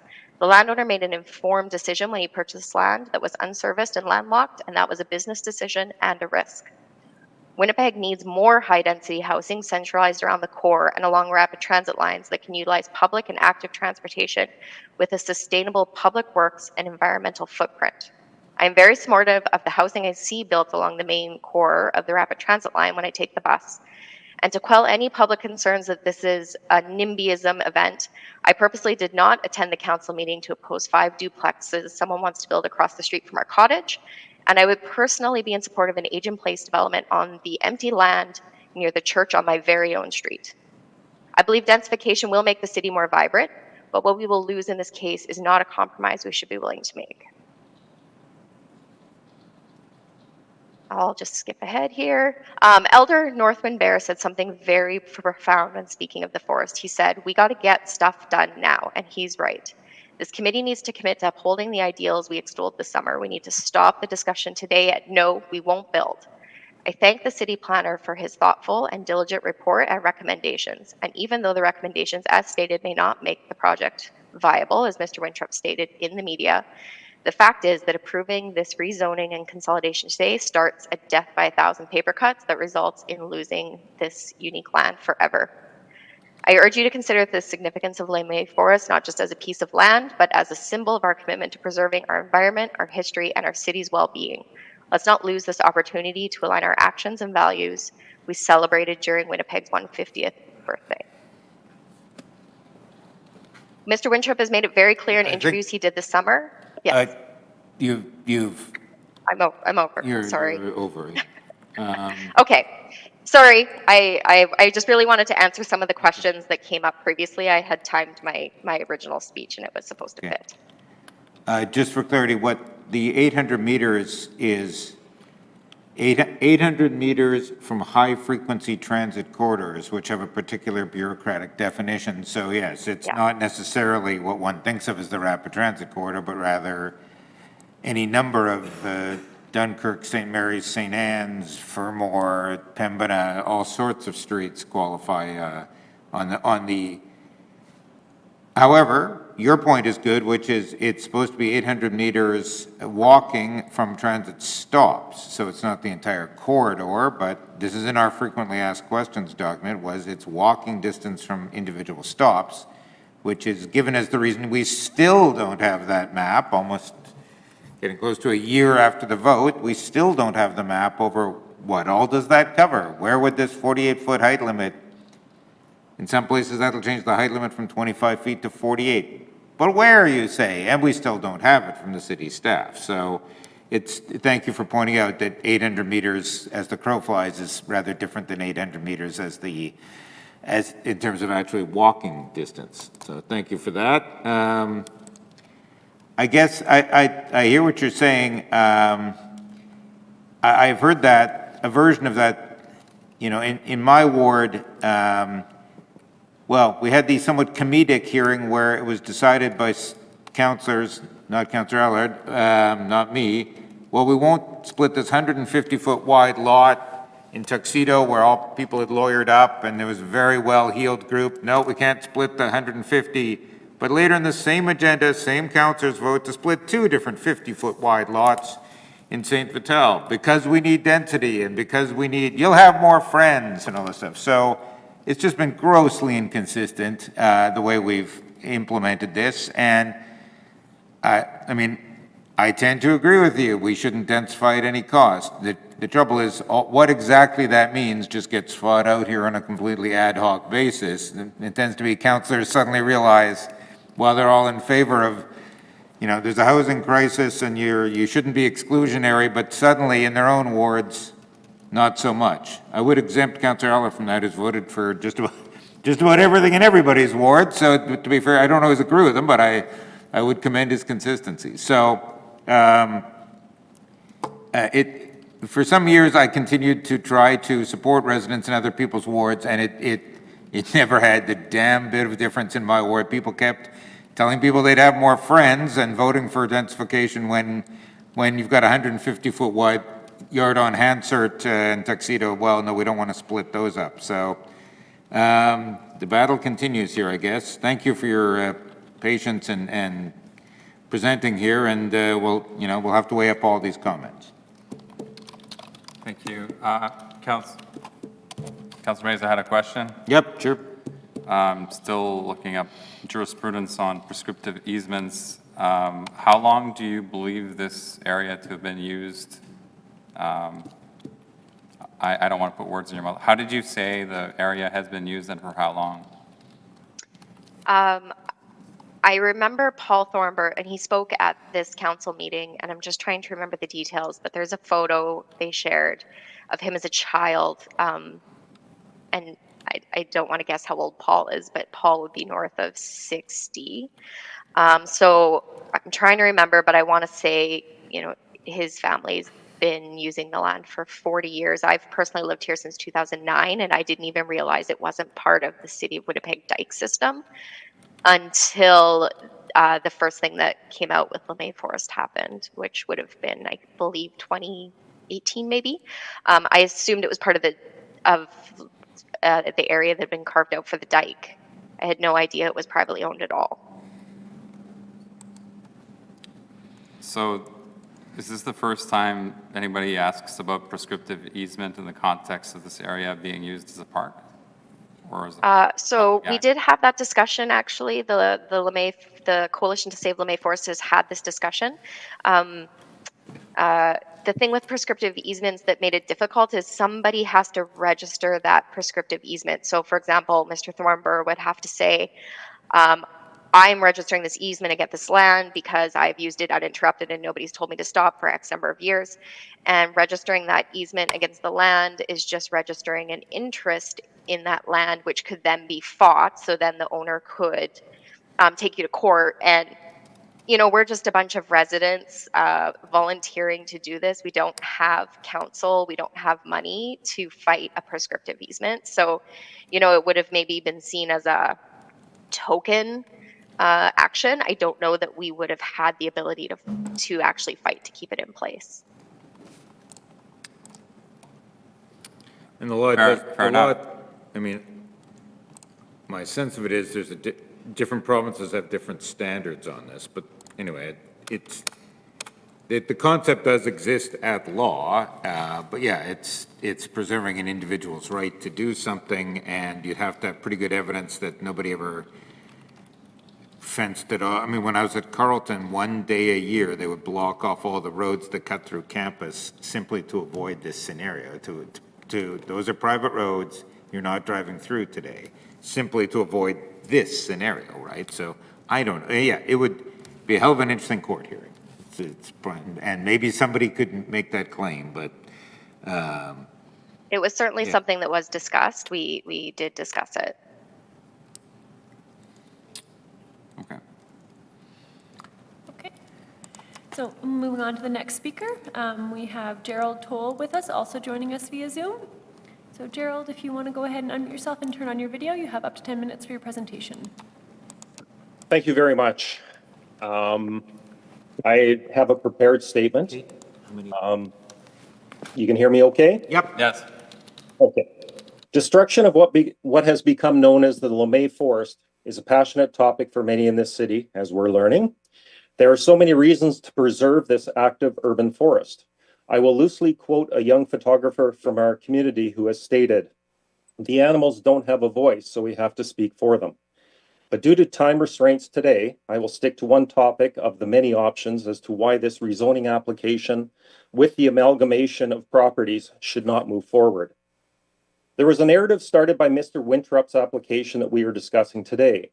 The narrative being created today is that the property and house known as 823 LeMay Avenue are to be officially adjoined to the 22 acres to the north of this property. My discussion today is that the rezoning application as presented today should be nullified by this inclusion of 823 LeMay Avenue into the larger land parcels known as Plan 20150 and Plan 17766. 823 LeMay Avenue is in fact, and should in fact, remain as a separate entity and not part of the greater whole. A previous request by Mr. Winthrop to demolish the house at 823 LeMay Avenue, owned by Mr. Maz Yahapur, was denied by Mr. Robert Galston of City of Winnipeg Planning on March 26 of 24. The Riel Committee hearing documents state, in a letter of intent, the applicant notes that this demolition will enable future vehicular access from a public right-of-way, LeMay Avenue, to a landlocked portion of land to the north of the subject property. The applicant was denied based upon Part 9, Section 46.3 of the Development Procedure Bylaws, which states, 46.3 says, the approving authority must not approve the issuance of a demolition permit or a removal permit without conditions unless the approving authority determines that the demolition or the removal in respect of which the demolition permit or removal permit, as the case may be, is sought A, would not have an undue detrimental impact on the maintenance and use of the adjacent properties. Mr. Galston said it would be detrimental. B, would not create a visual detriment to adjoining properties. Mr. Galston felt it would be an eyesore. And C, would not increase pressure to approve a new land use that is not supported by policies in Plan Winnipeg or any secondary plan that applies to the subject site. In an effort to save time, I'll not repeat each one of Mr. Galston's objective reasons why topics 46.3 A, B, C, each in and of themselves were enough to not allow destruction of the home at 823 LeMay. The decision was upheld by the Riel Community Committee on May 3rd in an appeal application by the representatives of Mr. Yahapur and Tochel Developments. It was evident that a demolition permit allowing the destruction of 823 LeMay Avenue would have a negative influence on the adjoining properties, most specifically 819 LeMay Avenue, 827 LeMay, 1 LaGrave Street, and 2 LaGrave Street. As the application was denied at the time, such topics like adjoining home foundation issues, noise concerns, infrastructure concerns, traffic concerns, including safety on the roads for walking and the increased traffic, were yet to be addressed, as were so many other potential issues associated with the land at 823 LeMay becoming a major road access point to a new community. Since the previous application of demolition to gain access to Mr. Yahapur's land was denied, it now appears that Mr. Winthrop is attempting to bypass the previous decision by applying to rezone the 22.5 acres as well as amalgamating the property of 823 LeMay with it, creating a single land package. In a report submitted in reference to today's meeting, Mr. Dan Iskierski of City of Winnipeg Planning makes an assumption in his analysis that this community respectfully stands against and will not agree with. I will explain and expand, but in the end, we do not agree to reclassify the neighborhood classification of the house at 823 LeMay Avenue from mature communities to recent communities. In his report, Mr. Iskierski states, under the Complete Communities Direction Strategy 2.0, the site is mostly within the established neighborhood, recent communities policy area. However, 823 LeMay Avenue is within the established neighborhood, mature communities policy area. The following quote from Mr. Iskierski's report is a portion that I will state as a member of the St. Norbert community is not acceptable. It has made an assumption based on one piece of property being bigger than the other. The quote from his report is, the application will be assessed under the established neighborhood recent communities policies area, considering that the majority of the site is within that designation. 823 LeMay Avenue, like all the adjoining houses, is and should be treated as an individual house and property, as are all the adjoining residential homes it is amongst. It should remain as a standalone property with a mature community designation and continue to be treated as such going forward. Joining it to the larger land package as a means to bypass the rules and bylaws currently in place that all the other homeowners have no choice but to follow would be a complete insult to every homeowner in St. Norbert. My wife and I moved out of a brand new condo. Can you clarify what you mean by that comment about it? Yeah, I feel that if, Are you alleging the planner is somehow misleading the public, or what are you alleging there? well, it seems really, I'm not accusing anyone of anything, but we have a big land package in the past that is a recent community, and then conveniently, because the parcel is smaller, at 823 LeMay, we just want to add it to the greater whole and reclassify it as, let's throw it in with the recent communities. That I have a problem with because I don't feel a home that has been established and in a mature area. I don't know that that changes the bylaws that apply, as you've just suggested. So let me ask the planner, we've got the clock frozen here. Clarify that if you could. I think there's a misunderstanding in how that's being applied. So both of those policy areas would allow a certain amount of residential development. There's no reclassification occurring whatsoever. It's sort of an assessment. A recent community policy area, in fact, would look to lower the amount of development in comparison to a mature community. If it was a mature community, then the infill guidelines would apply. We're talking about like not even a quarter acre versus 22.5 acres. So in terms of how I'm gonna look at a policy area, it makes sense to look at it from the recent communities policy area and then apply the analysis in that respect. There's no reclassification occurring whatsoever. And I mean, there's no difference in. It would be like, if it was a mature community policy area, we might look at it at a higher density, you know, like it's like, we might look at it differently because. Yeah, the infill guidelines, which certainly increase density, applied only in. Mature communities. Was this in that? No, that's why. It's Okay. 22.5 acres is recent community, so it's a recent community policy area. There's no reclassification to that actual property. So given that information, can I then address and answer your question? And my comment would be, because it is a mature home at 823 LeMay, built in 1972, I have no problem with it being treated with the mature neighborhood designation. So if it has to meet the criteria of infill, then I have no problem with that. If they want to put a duplex or triplex in there, then they should follow the guidelines for every other house that has to do an infill application.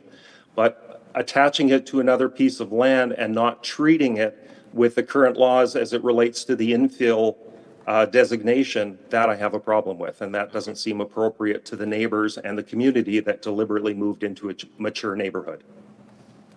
Does that answer your question? Yes. Okay. So I'll add one little part here too. My wife and I moved out of a brand new condo in Royalwood. We wanted mature trees, a modest-sized home, and a yard surrounded by similar types of homes in a respected, quiet, well-maintained, mature community. That's how we chose St. Norbert. Mr. Yayapour's application to tear down 823 Lemay to put in a road has already been heard and denied.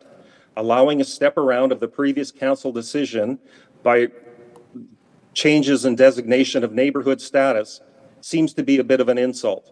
If Mr. Winthrop and Mr. Yahapour want the designation of 823 Lemay Avenue changed to RMFS, they have the right to do so. Due process, as I just mentioned, with the infill process would not be a problem, and it would be treated as such.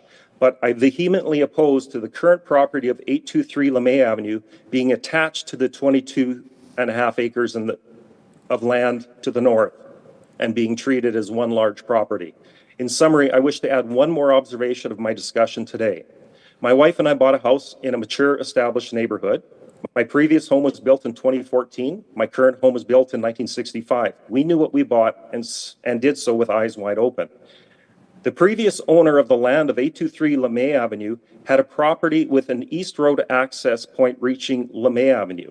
The previous owner of the land to the north of 823 Lemay Avenue had a large property that had an east road access to Lemay Avenue. But he sold acres of land, which used to be attached to the 22 acres that we discussed today, to the Laureate Academy. When he sold that parcel of land, it included the road access now enjoyed by the Laureate Academy. So Mr. Yahapour bought a landlocked property. He knew what he bought. Trying to increase the value of his properties by destroying 823 Lemay Avenue to attach to Lemay Avenue, the residents of St. Norbert should not have to pay the price literally to pay for that risky land purchase that he made. So thanks for letting me speak today. I will definitely answer any questions if you need. Thank you for the presentation. Just briefly, I mean, I've sat here for 6 years and listened to people in my ward be told, when they say stuff like, I knew what I bought, I'm told, change is hard. It'll revitalize your neighborhood. You're opposed to climate change if you oppose this. Any number of, I understand what you're saying. You went in, you bought a property based on certain understandings.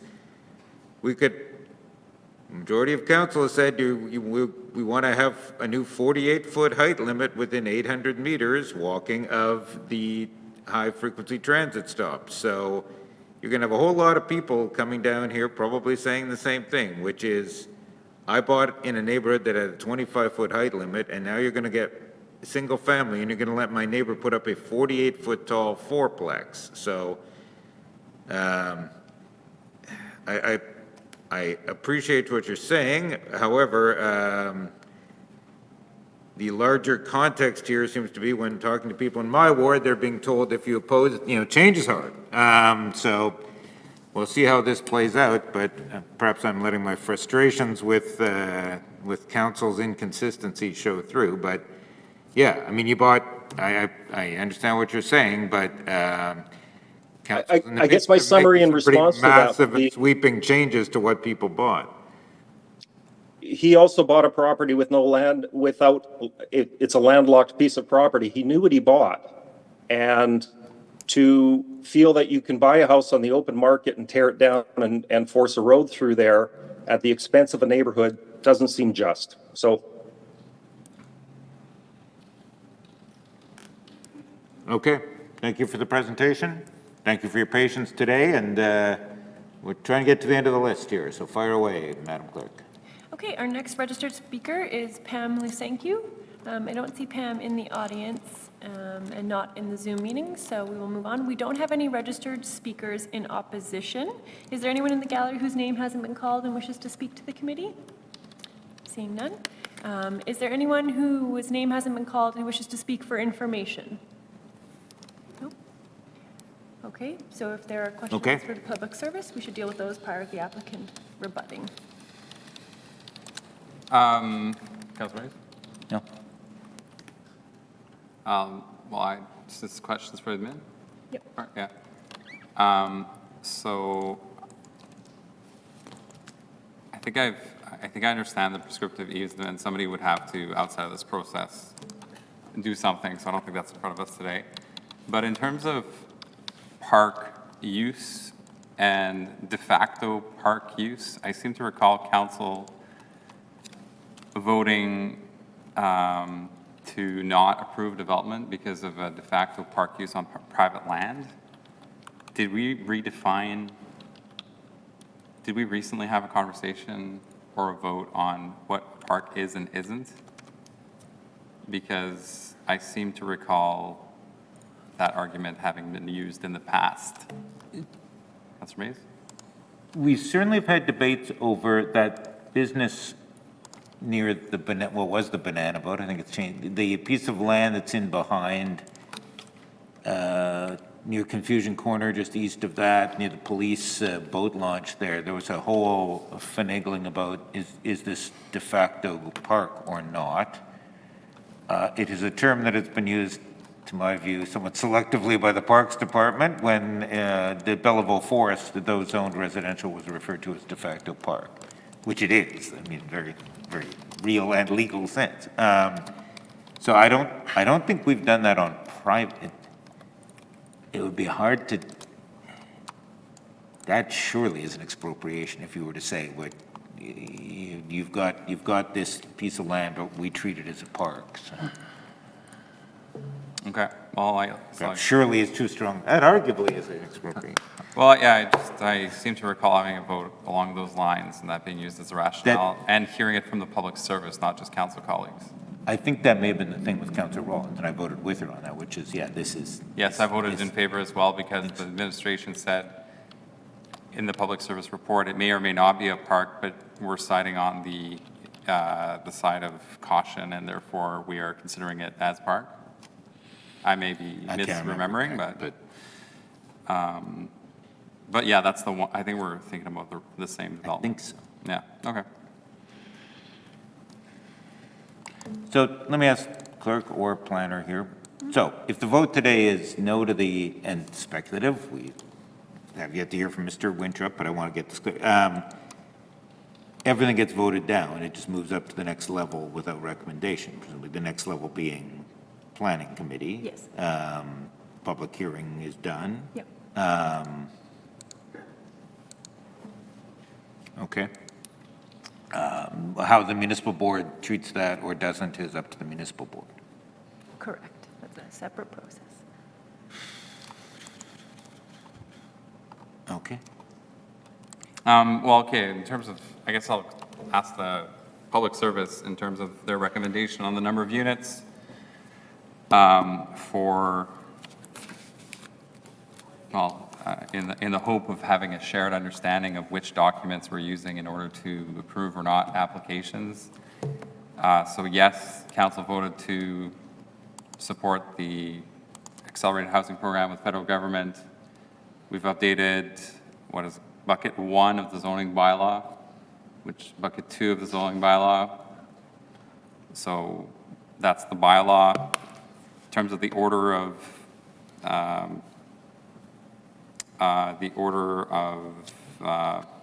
precedence or the order of ranking of documents.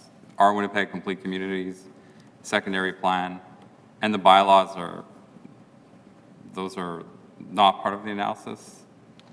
Sorry, this one? Like the guiding documents, our Winnipeg Complete Communities for land development. Our Winnipeg Complete Communities, we've updated the bylaw. Yeah, so. Based on council direction, but yeah, it's based on I'm trying to understand, the applicant is saying certain number of units, quoting the mayor and the Housing Accelerator Fund. We have not yet made a lot of those substantive changes that are referred to in those statements, so. Yeah, there's a few things that were said, and maybe the applicant can clarify, but he's talking about our Winnipeg. It designates areas.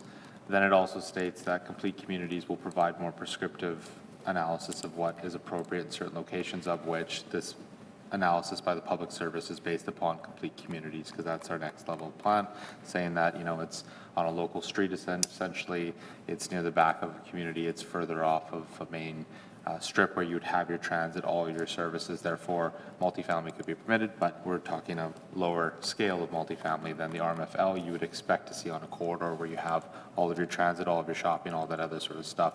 That's what complete communities would say. So that's how we're looking at this application. Anything coming forward is yet to be determined. So as much as we've got direction to do so, some of it is in terms of a 4-unit by right on a property, yet we're still figuring out what are those details. So I don't think we can really look at this one from any of those future changes. That's a future change. We don't even know what that exactly will look like. So right now, the policies for us as the public service are pointing towards a small scale multifamily, which is RMFS for our current zoning bylaw. And that's your interpretation. So in this case, we only have complete communities.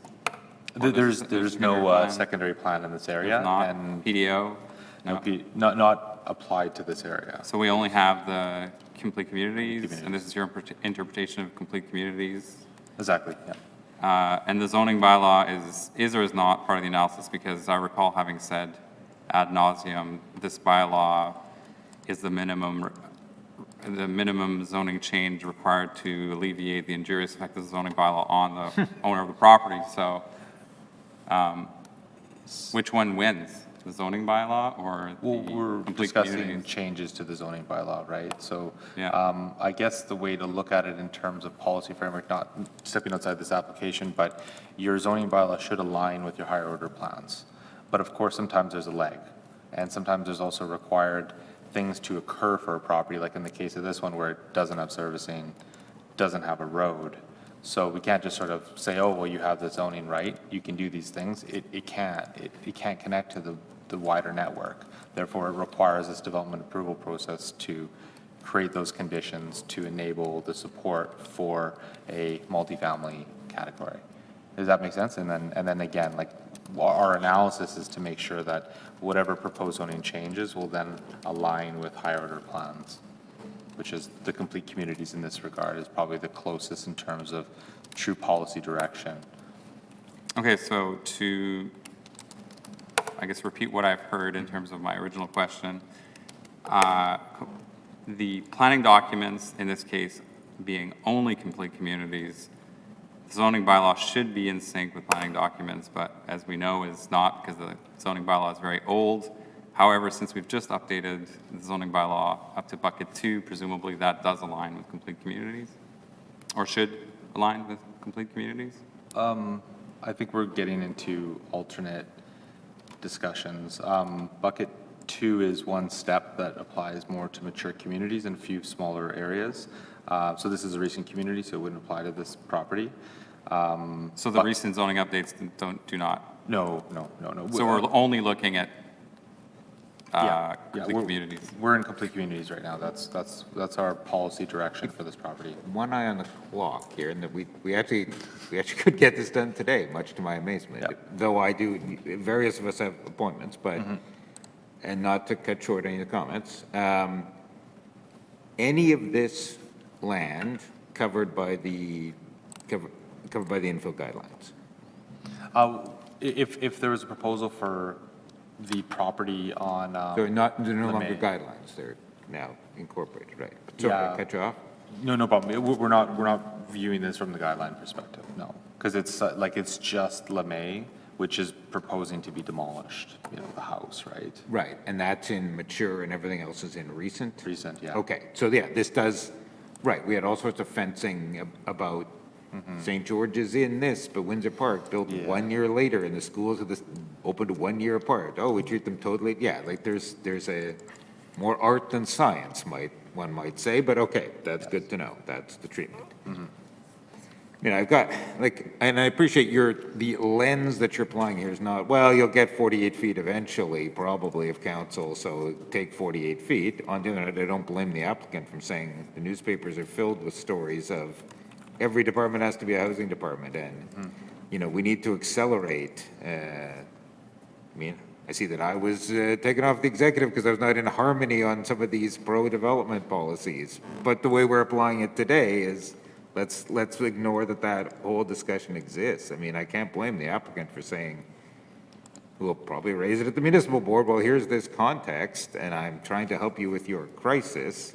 I mean, let's tell them to wait a few months. That's the accelerator? Like, how the hell is that that's the decelerator, surely. So, anyway, I guess all that'll be fought out at the municipal board. I think we're, as a department, saying yes to housing, maybe just not quite as much as what the applicant is looking for. And by one of the presenters, it seems to be half the size of Fulton Grove and 600 more units. So I'm not sure that we're not in line with what we've been previously proposing and approving and working with other developers in the area. So I'm not really sure how we're saying no to housing. No, nor am I saying that. In fact, No, I think I'm mathematically, as aware. I said earlier, mathematically, the thing lines up perfectly. If 4 is okay on 5,000 square feet, the math here is incredibly simple, and you're dead on it. So, no, I think it's the hinterland, the no man's land of, oh, we have all this, we're all committed to all this, and everyone's a housing department, except we haven't implemented it yet, so technically it doesn't apply here, and, it applies in your ward, but not this ward, like. Anyway, okay, so that was vaguely interesting. Questions to the administration? So, okay, so. I do have another one. Fire away. Okay, so I've often said the best protection for historic building, I've made the argument to include other things that are not buildings, which I believe from a reading of the bylaw, and others believe from a reading of the bylaw that we could nominate things that are not buildings as part of the historic resources list. And I've heard the Winnipeg protection is the best because you need to get permission from the historic branch when you are looking to get a permit. And so I heard that in terms of the cemetery, and I saw a presentation where the presenter, I think, was explaining that based on their interpretation, that the building currently would be encroaching on, or would be built on, or the cemetery as it was understood by the presenter. And if you added the 50 meters that is in the report, it looks like, based on the presentation, that the building would be getting built within the cemetery and or that buffered area. And then my secondary question, follow-up question would be, like, who decides? Is this the final say for council? Because it sounds like the province of Manitoba, they have an advisory role. Can they stop a development? Like, what are I've never seen this before. What are the mechanisms to enforce or ensure that cemeteries and people's remains are being duly respected? Yeah, so I think to your first one, as far as like a nominating, is that kind of the question if we're talking about nominating from the municipal perspective, not from the provincial? Yes, so I heard both. I think I heard both our historic people and the provincial historic people are talking. I'm not sure what that means in terms of a zoning agreement. Like, how is the determination made? Like, we're looking at drawings that may or may not be on top of a cemetery in the 50-meter buffer. Mm-hmm. How do we make this decision without having that information? So I think from our perspective was that what was being proposed is not what will be built. So, well, isn't that odd though, to be approving? We're approving. We're recommending. It's a recommendation to assess it based upon what is the potential, and then to provide some parameters, especially ones that have been then provided to us by the province of Manitoba to protect the cemetery. So in terms of what can be built there, it would need to respect that cemetery. This is assuming approval, of course. It would need to respect that cemetery. There is a two times a caveat on title will be placed. One is through a zoning agreement, one through the province, which would require the province to be notified of any plans to be built there, so then they can verify whether that's okay. And there also is just a review in general, because I believe there's a plan in place that if remains are discovered during excavation on a site, say outside of that 50-meter buffer, that the province is notified and that there's a plan in place to reconsecrate those remains. So there's kind of a few different things in terms of like how it's going to be analyzed in the future to protect the cemetery, but I think it's hard to look at this from our perspective as saying like, well, the RMFL is not supportable, so the plans that are showing are not supportable, and if our recommendation as a public service is followed, those plans will not be continued with. They will need to be revised, and a plan approval will need to be in place. But what's the critical path? I'm in terms of the review. When an application, say this is approved, there's a plan approval in place. It still has to go back to the community committee to review the plan approval. Then at that point, they come forth with some actual plans that are stamped by an engineer that are ready to go. When the zoning development officer in the city receives those, they send them to the province. The province is the authority that would say this is or is not in an area of concern. You can go ahead, or no, you can't, and they would have the ultimate authority to say so. And they also So might be. if the applicant was granted a rezoning based on approximately 800 units, they would still have to come in with they wouldn't have to come in with a rezoning, because now they've got a rezoning, but they'd have to come in with a plan approval. That's like assuming that they can meet all of the dimensional standards within the zoning, and there's no variance required, because if there's a variance required, it would come also to community committee for approval. But let's suppose they fit right in, it would come back to community committee for plan approval. But then the plans are also If it's circulated. 90 feet tall, they need a variance. If They need it's a not variance, 90 feet tall, It's 35 feet is whatever. the Yeah, cap, okay, so. good, very yeah. good. And of course, during that plan approval, the province will be circulated. So there's already going to be like a review in terms of the cemetery. Like that's a provincial jurisdiction, that's a provincial concern, and they have the authority to say that can't go there. For anything, even if someone wants to put up a shed, they're going to be reviewed. Is it only provincial concern though? Because didn't we sign on to the Truth and Reconciliation calls to action, and does that not include cemeteries? Provincial authority, it's their designated resource. It's the concern is, we're talking about authority. Who's weighing in on where a building can go? It's the province. It's not our authority as the municipal. We don't decide where No. the remains of the cemeteries are? No, it's a provincial designated heritage resource. And so far, what we have is, we have a consultant report who is hired by the applicant to evaluate where I think I read that in the submissions. I believe they're working together with the province, like they were told, and this would be better asked of the applicant, Okay. but, that they were informed that they must hire a consultant who is aware of these sorts of burial sites and what to do with them. But they have been I'm working very with the province. conscious of time at this stage. Yeah. So are we, if the cemeteries are a provincial jurisdiction, then they're a provincial jurisdiction. That's our purview, it's not our authority, it's not our jurisdiction, but we also will inform them when an application comes through, assuming approval of a rezoning. Can I, is there a law, regulation? What, I appreciate that you're saying it. Is there any law on this? Yeah, provincial law. Well, I know which one. I'd have to look it up exactly, but I can do so while we bring the applicant out. Sure. Or cognizant of time. Yeah. Okay, so we can have the applicant back to rebut any comments that they've heard. So John, if you want to come back down, you have up to 10 minutes for rebuttal. Again, no new information.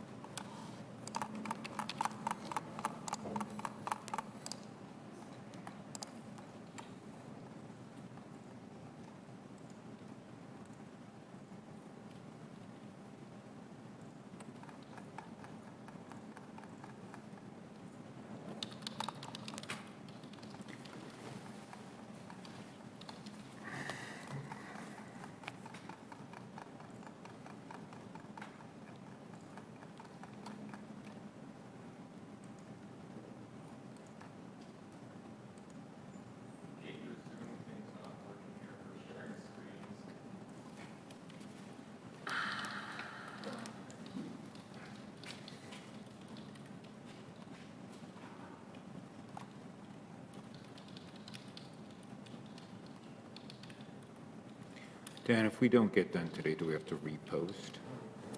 Say again, sir? If we don't get done today, do we have to repost? You can close the public hearing and then, say that that's completed at this point. And I think, Kate, you'd be the better person to say that if they close the public hearing but they can't get to a decision, it does need to be reposted, right? No, but they can't accept any new information. Okay.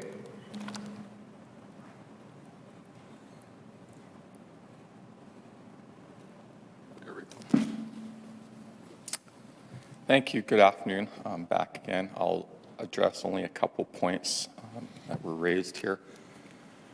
A lot of residents indicated that my client knew what he was buying into.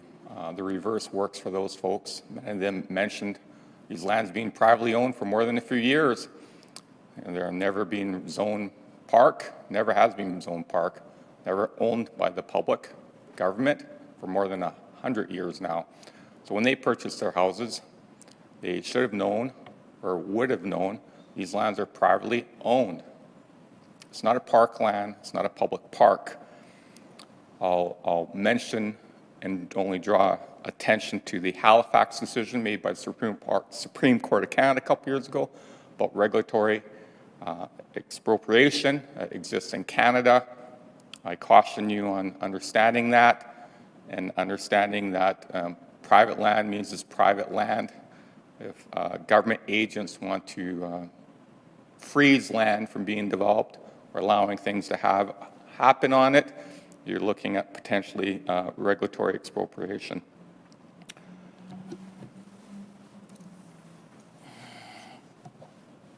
On the screen is a map that we've worked on with a team of archaeologists, including from the province of Manitoba. It's the Heritage Resource Act of the province of Manitoba that governs these things.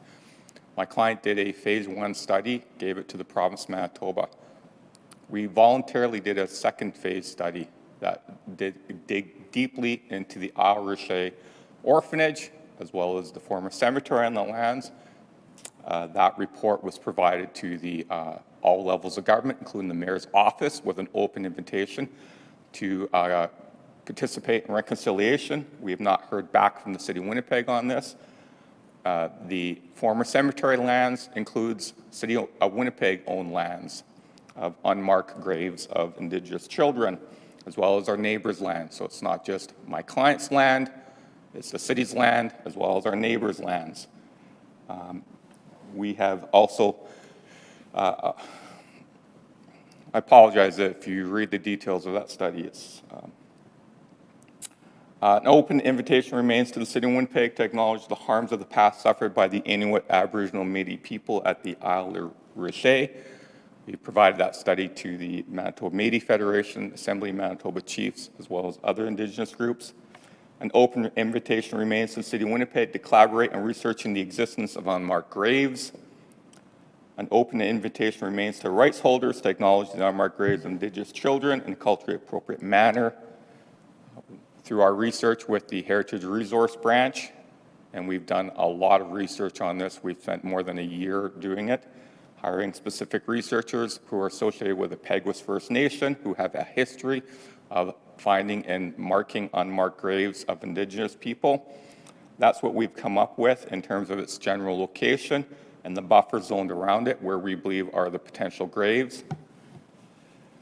Our next steps for this journal reconciliation will be a non-intrusive methods for surveying the subsurface, such as ground penetrating radar, which is a picture of that device there. It looks like a lawnmower that goes across flat, barren land. Metal detectors, soil testing, drone photography, thermographic, multispectral LiDAR for mapping and modeling. I'll be clear, we're removing trees not because of this action. We're removing trees for other reasons. But it is difficult to look for marked graves with trees. We engaged multiple times with the Indigenous groups across Manitoba who are, I would say, potentially affected by this. It's not just Indigenous. It includes Inuit, it includes Métis. The records indicate, actually I can't really talk more about the study. So we have a general location where it is. We've done research on the ground truthing. We've been out there all summer. We've been out there springtime. We'll be out there again. We've been out there with teams of archaeologists, including from the province of Manitoba. We have a great location of where we believe it is. Again, not just on our property, but our neighbors' land, as well as the city of Winnipeg. We're working towards a general reconciliation. We are going to do our next phase. We had hoped to do it this summer because we actually have to do it in hot weather when the ground is very hot for our remote sensing items to essentially a drone to fly over the lands. It uses remote sensing to find out the heating, the cooling of the earth. The unmarked graves stand out more predominantly, so we're not going to be able to do it this fall. We had hoped to do it this summer, but the public hearing had changed on us. We will be continuing that work regardless of what is ever decided here today. It will certainly impede our reconciliation journey, but we're continuing on with the appropriate people to culturally be sensitive and aware of what had occurred there at the orphanage, as well as the previous landowner, who is on record as the Low-Obate fathers who staffed all the residential schools across Canada. Before they started off in the schools, they started off here. So we acknowledge the harm previously done to the Indigenous people of Canada. We're certainly on our journey of reconciliation towards that, and we will continue doing that. Any other questions that the committee might have of me?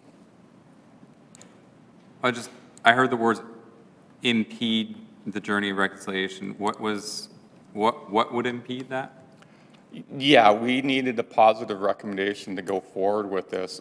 My client certainly wants to move forward with it, but I would say a lot of groups we've talked to are hesitant to being involved because there's a conflict about what the future of these lands are. So they don't want to be participating in the conflict. So they've stayed back. We respect that.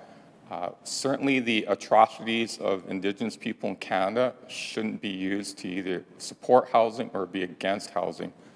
Those are something that I think we should all agree on is a standalone item that everybody should be working towards acknowledging.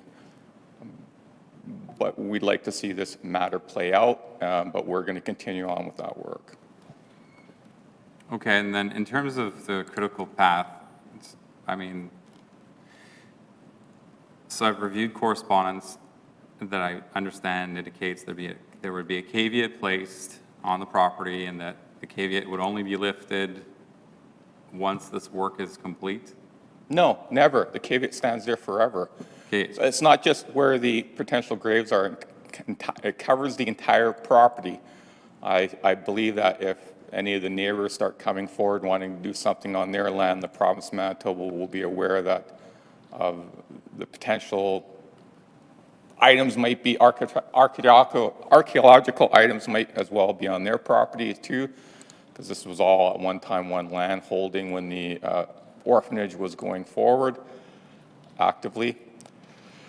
The caveat stays on the land, so regardless of where we dig or do something on the property, if something happens or we discover something or we have to consult with HRB, the Historical Resource Branch of the province of Manitoba throughout this entire process once that caveat is registered.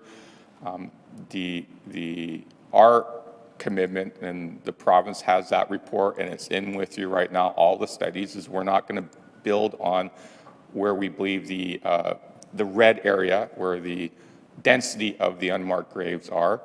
We're looking to research all the entire lands and then narrow down where that buffer will be or establish that buffer through research. We have an idea based on measurements radiating out from where we've done some ground truthing and some preliminary non-invasive work to discover and locate the graves. We're going to narrow that down more with further research. So, thank you for that. Thank you for that answer. So, in terms of the critical path, like at what point do we know? So the caveats of the province, it's on the land. The zoning, theoretically, zoning is granted, and then how do we know today that, in terms of critical path, that there isn't going to be a building built on a sensitive piece of land? The next step for us is using metal detectors, LiDAR, which is a drone flying over the property, as well as ground penetrating radar, which has been used across Canada to find unmarked graves associated with residential schools. That would be the next, I'd say, more fulsome, non-invasive research. When we find, through those types of research, when we find, I'd say, I'll call it a hot spot or something that resembles perhaps a grave, we will then, the archaeologists tell me they will use a more invasive process of inserting cameras into the earth, taking soil testing, because when bodies decompose, they change the soil. We will then mark where we find all the graves. Our intention will be to survey the entire property using the non-invasive technology that's available, and then find where we believe, I'll say, the hot spots, and then use, I'd say, a more thorough method of research. Nobody, and I don't believe anybody, will be looking for us to dig into the earth. First off, it's going to be extremely difficult to track down any family members, though we are open to hearing from anybody who believes they have perhaps a loved one in that area. Because at that time when the graves were being put in, a lot of people were not using their real names for different reasons why.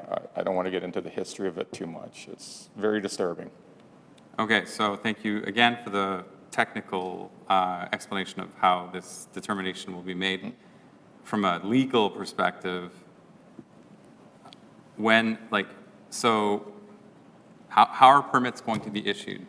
Not until the Heritage Resource Grant. So we would do the phase 2, which is, I already said, the non-invasive. The phase 3, which would be more looking at hotspots. I should add, we've already identified just on the ground some vaults in the ground, so that's why we know where the cemetery is, or the former cemetery was located. Once we get to that stage, then we'll start looking at, building permit stage. So we have a lot more archaeological work to do to narrow it down. Okay, so so the zoning agreement says a covenant, and then the province requires what's called a heritage resource management plan, or I'm calling it wrong, but there's something in there, essentially a protection plan and a management plan for the property that we filed, and we filed with the province of Manitoba, and both parties will have to agree to following that process. We're governed under this by provincial legislation, the Heritage Resource Act. The province is heavily involved in monitoring this. We've met with them several times. We understand our obligations. They understand what we have to do, and we've fulfilled all our obligations up to this point now.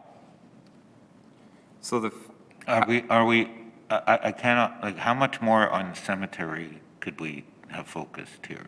I feel we've been on it for about 25 minutes. I just don't know what else there is to be said. Well, there's, 50 kilometers, I'm reviewing the correspondence. I mean, I don't want to approve something that would mean building on we're not spot. No one's going to do, I'm not doing that. My client's not doing that.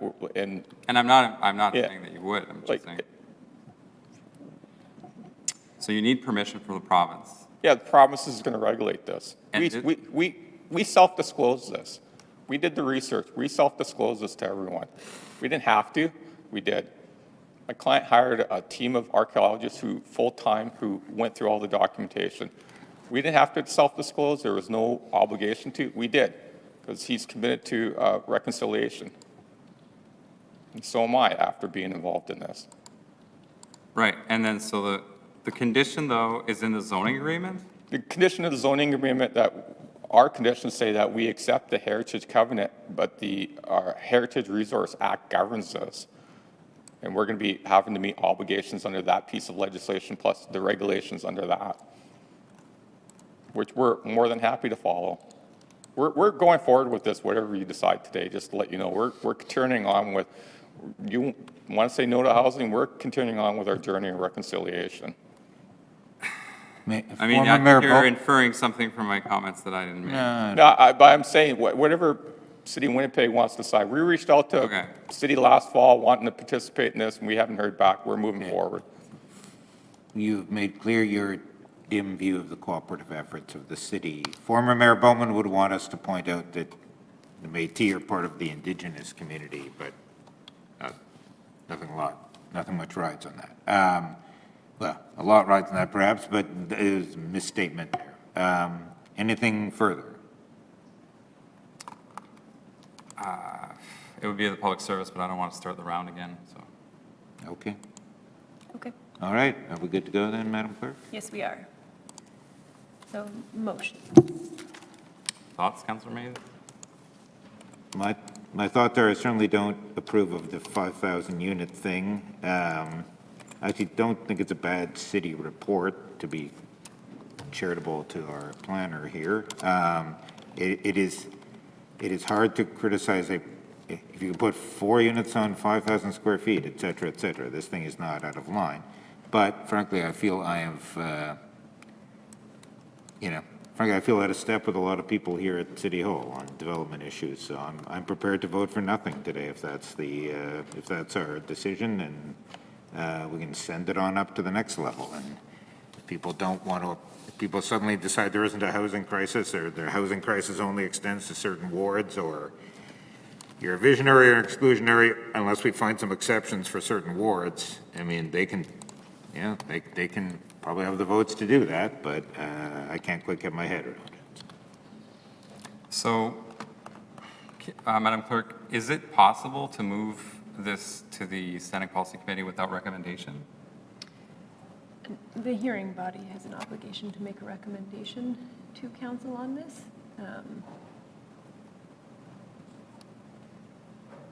So, recommendation for the Standing Policy Committee to consider this? I don't know.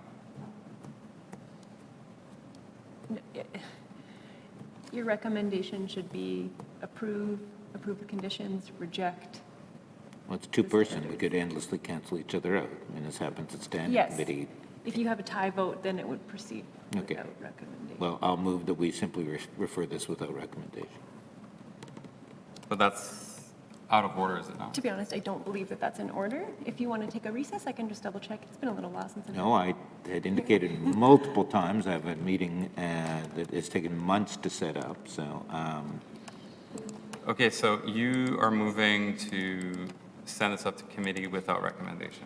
Well, wait, We have some statutory motions that have to be made first, okay. because we're in a public hearing. Councillor Mays, do you want me to take the chair? Sure. Sounds like you have a motion.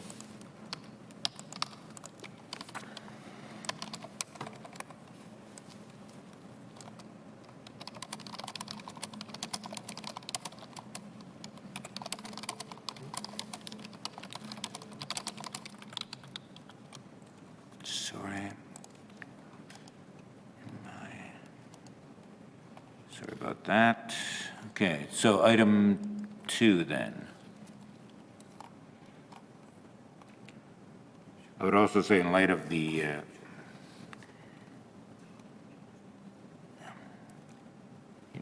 we don't want this coming back here, I would say. I mean, it may all be moot anyway, as I've said.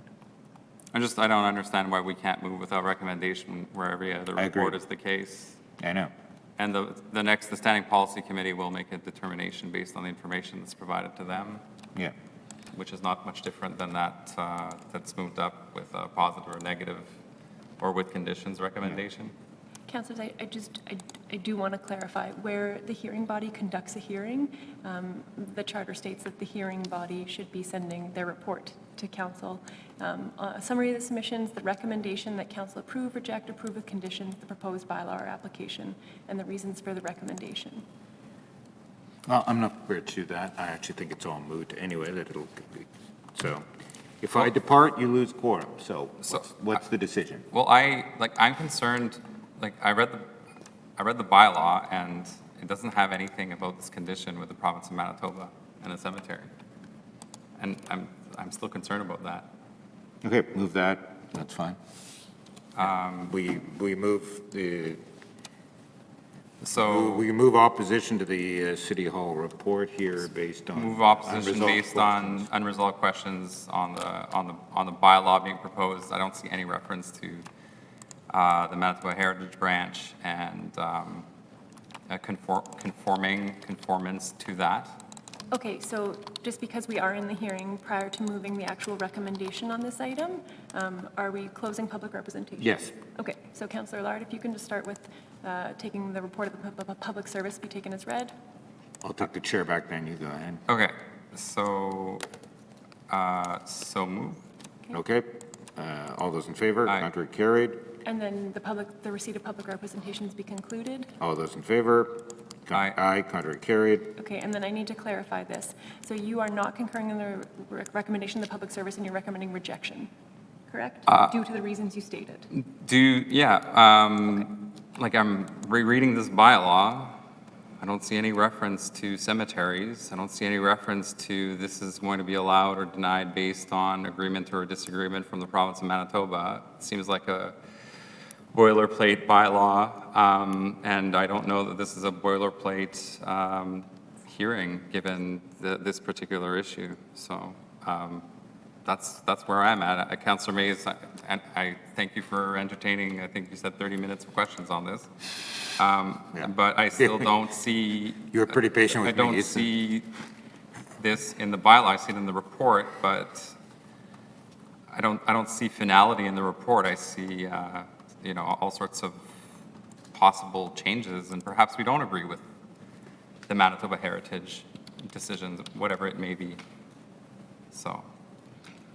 Yeah, I'll support Councillor Allard's motion. I have different supporting reasons. I am concerned with, there should be some way to save as much of the forest as we can here. It would be more my concern, and frankly, I feel like other people around here seem to feel there's a housing crisis. Well, then they can either put up or not, but, I mean, either we have a city where we're applying a set of rules, or we have a city where we're applying a set of rules and certain wards are exempted. And I guess I'll let other people at other levels sort out how they feel about that. So I'll call the question then. All those in favor of Councillor Allard's motion to not concur in the public service report?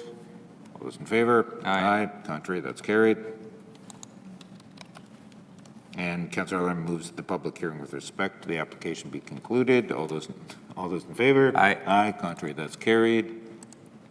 Okay, please note that the committee has made a recommendation on this matter that will now proceed to council. No further representations are permitted on the subdivision rezoning. All persons registered for the public hearing will receive notice when the matter is to be considered by council. And then on to the variance. Do we even have to deal with this?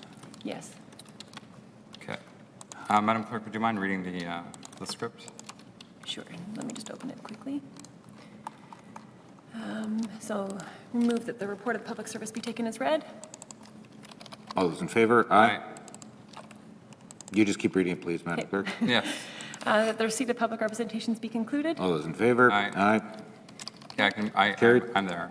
In accordance with subsection 247.3 of the City of Winnipeg Charter, the variance is not consistent with Plan of Winnipeg, and any applicable secondary plan does not create a substantial adverse effect on the amenities, use, safety, and convenience of the adjoining property and adjacent area, including an area separated from the property by street or waterway, is not the minimum modification of the zoning bylaw required to relieve the injurious effect of the zoning bylaw on the applicant's property, and is not compatible with the area in which the property to be affected is situated. And supporting reasons, I'll keep to the same as the rezoning. Very good, nicely done. All those in favor? Aye. Aye, contrary, that's carried. So I move that the recommendation of the Winnipeg Public Service be rejected.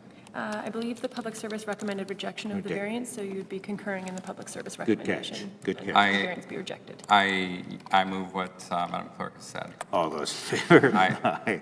That is carried, yes, good catch by the clerk, yes. And- The variances, there may yet be a host of variances on this, but we'll see where things go. And I move that the public hearing with respect to this application be concluded. All those in favor? Aye. Aye, contrary, that's carried. Please note that the committee's decision with respect to this application may be appealed. Should you wish to appeal, information on how to do so will be included in the order issued, which will be mailed to all persons registered.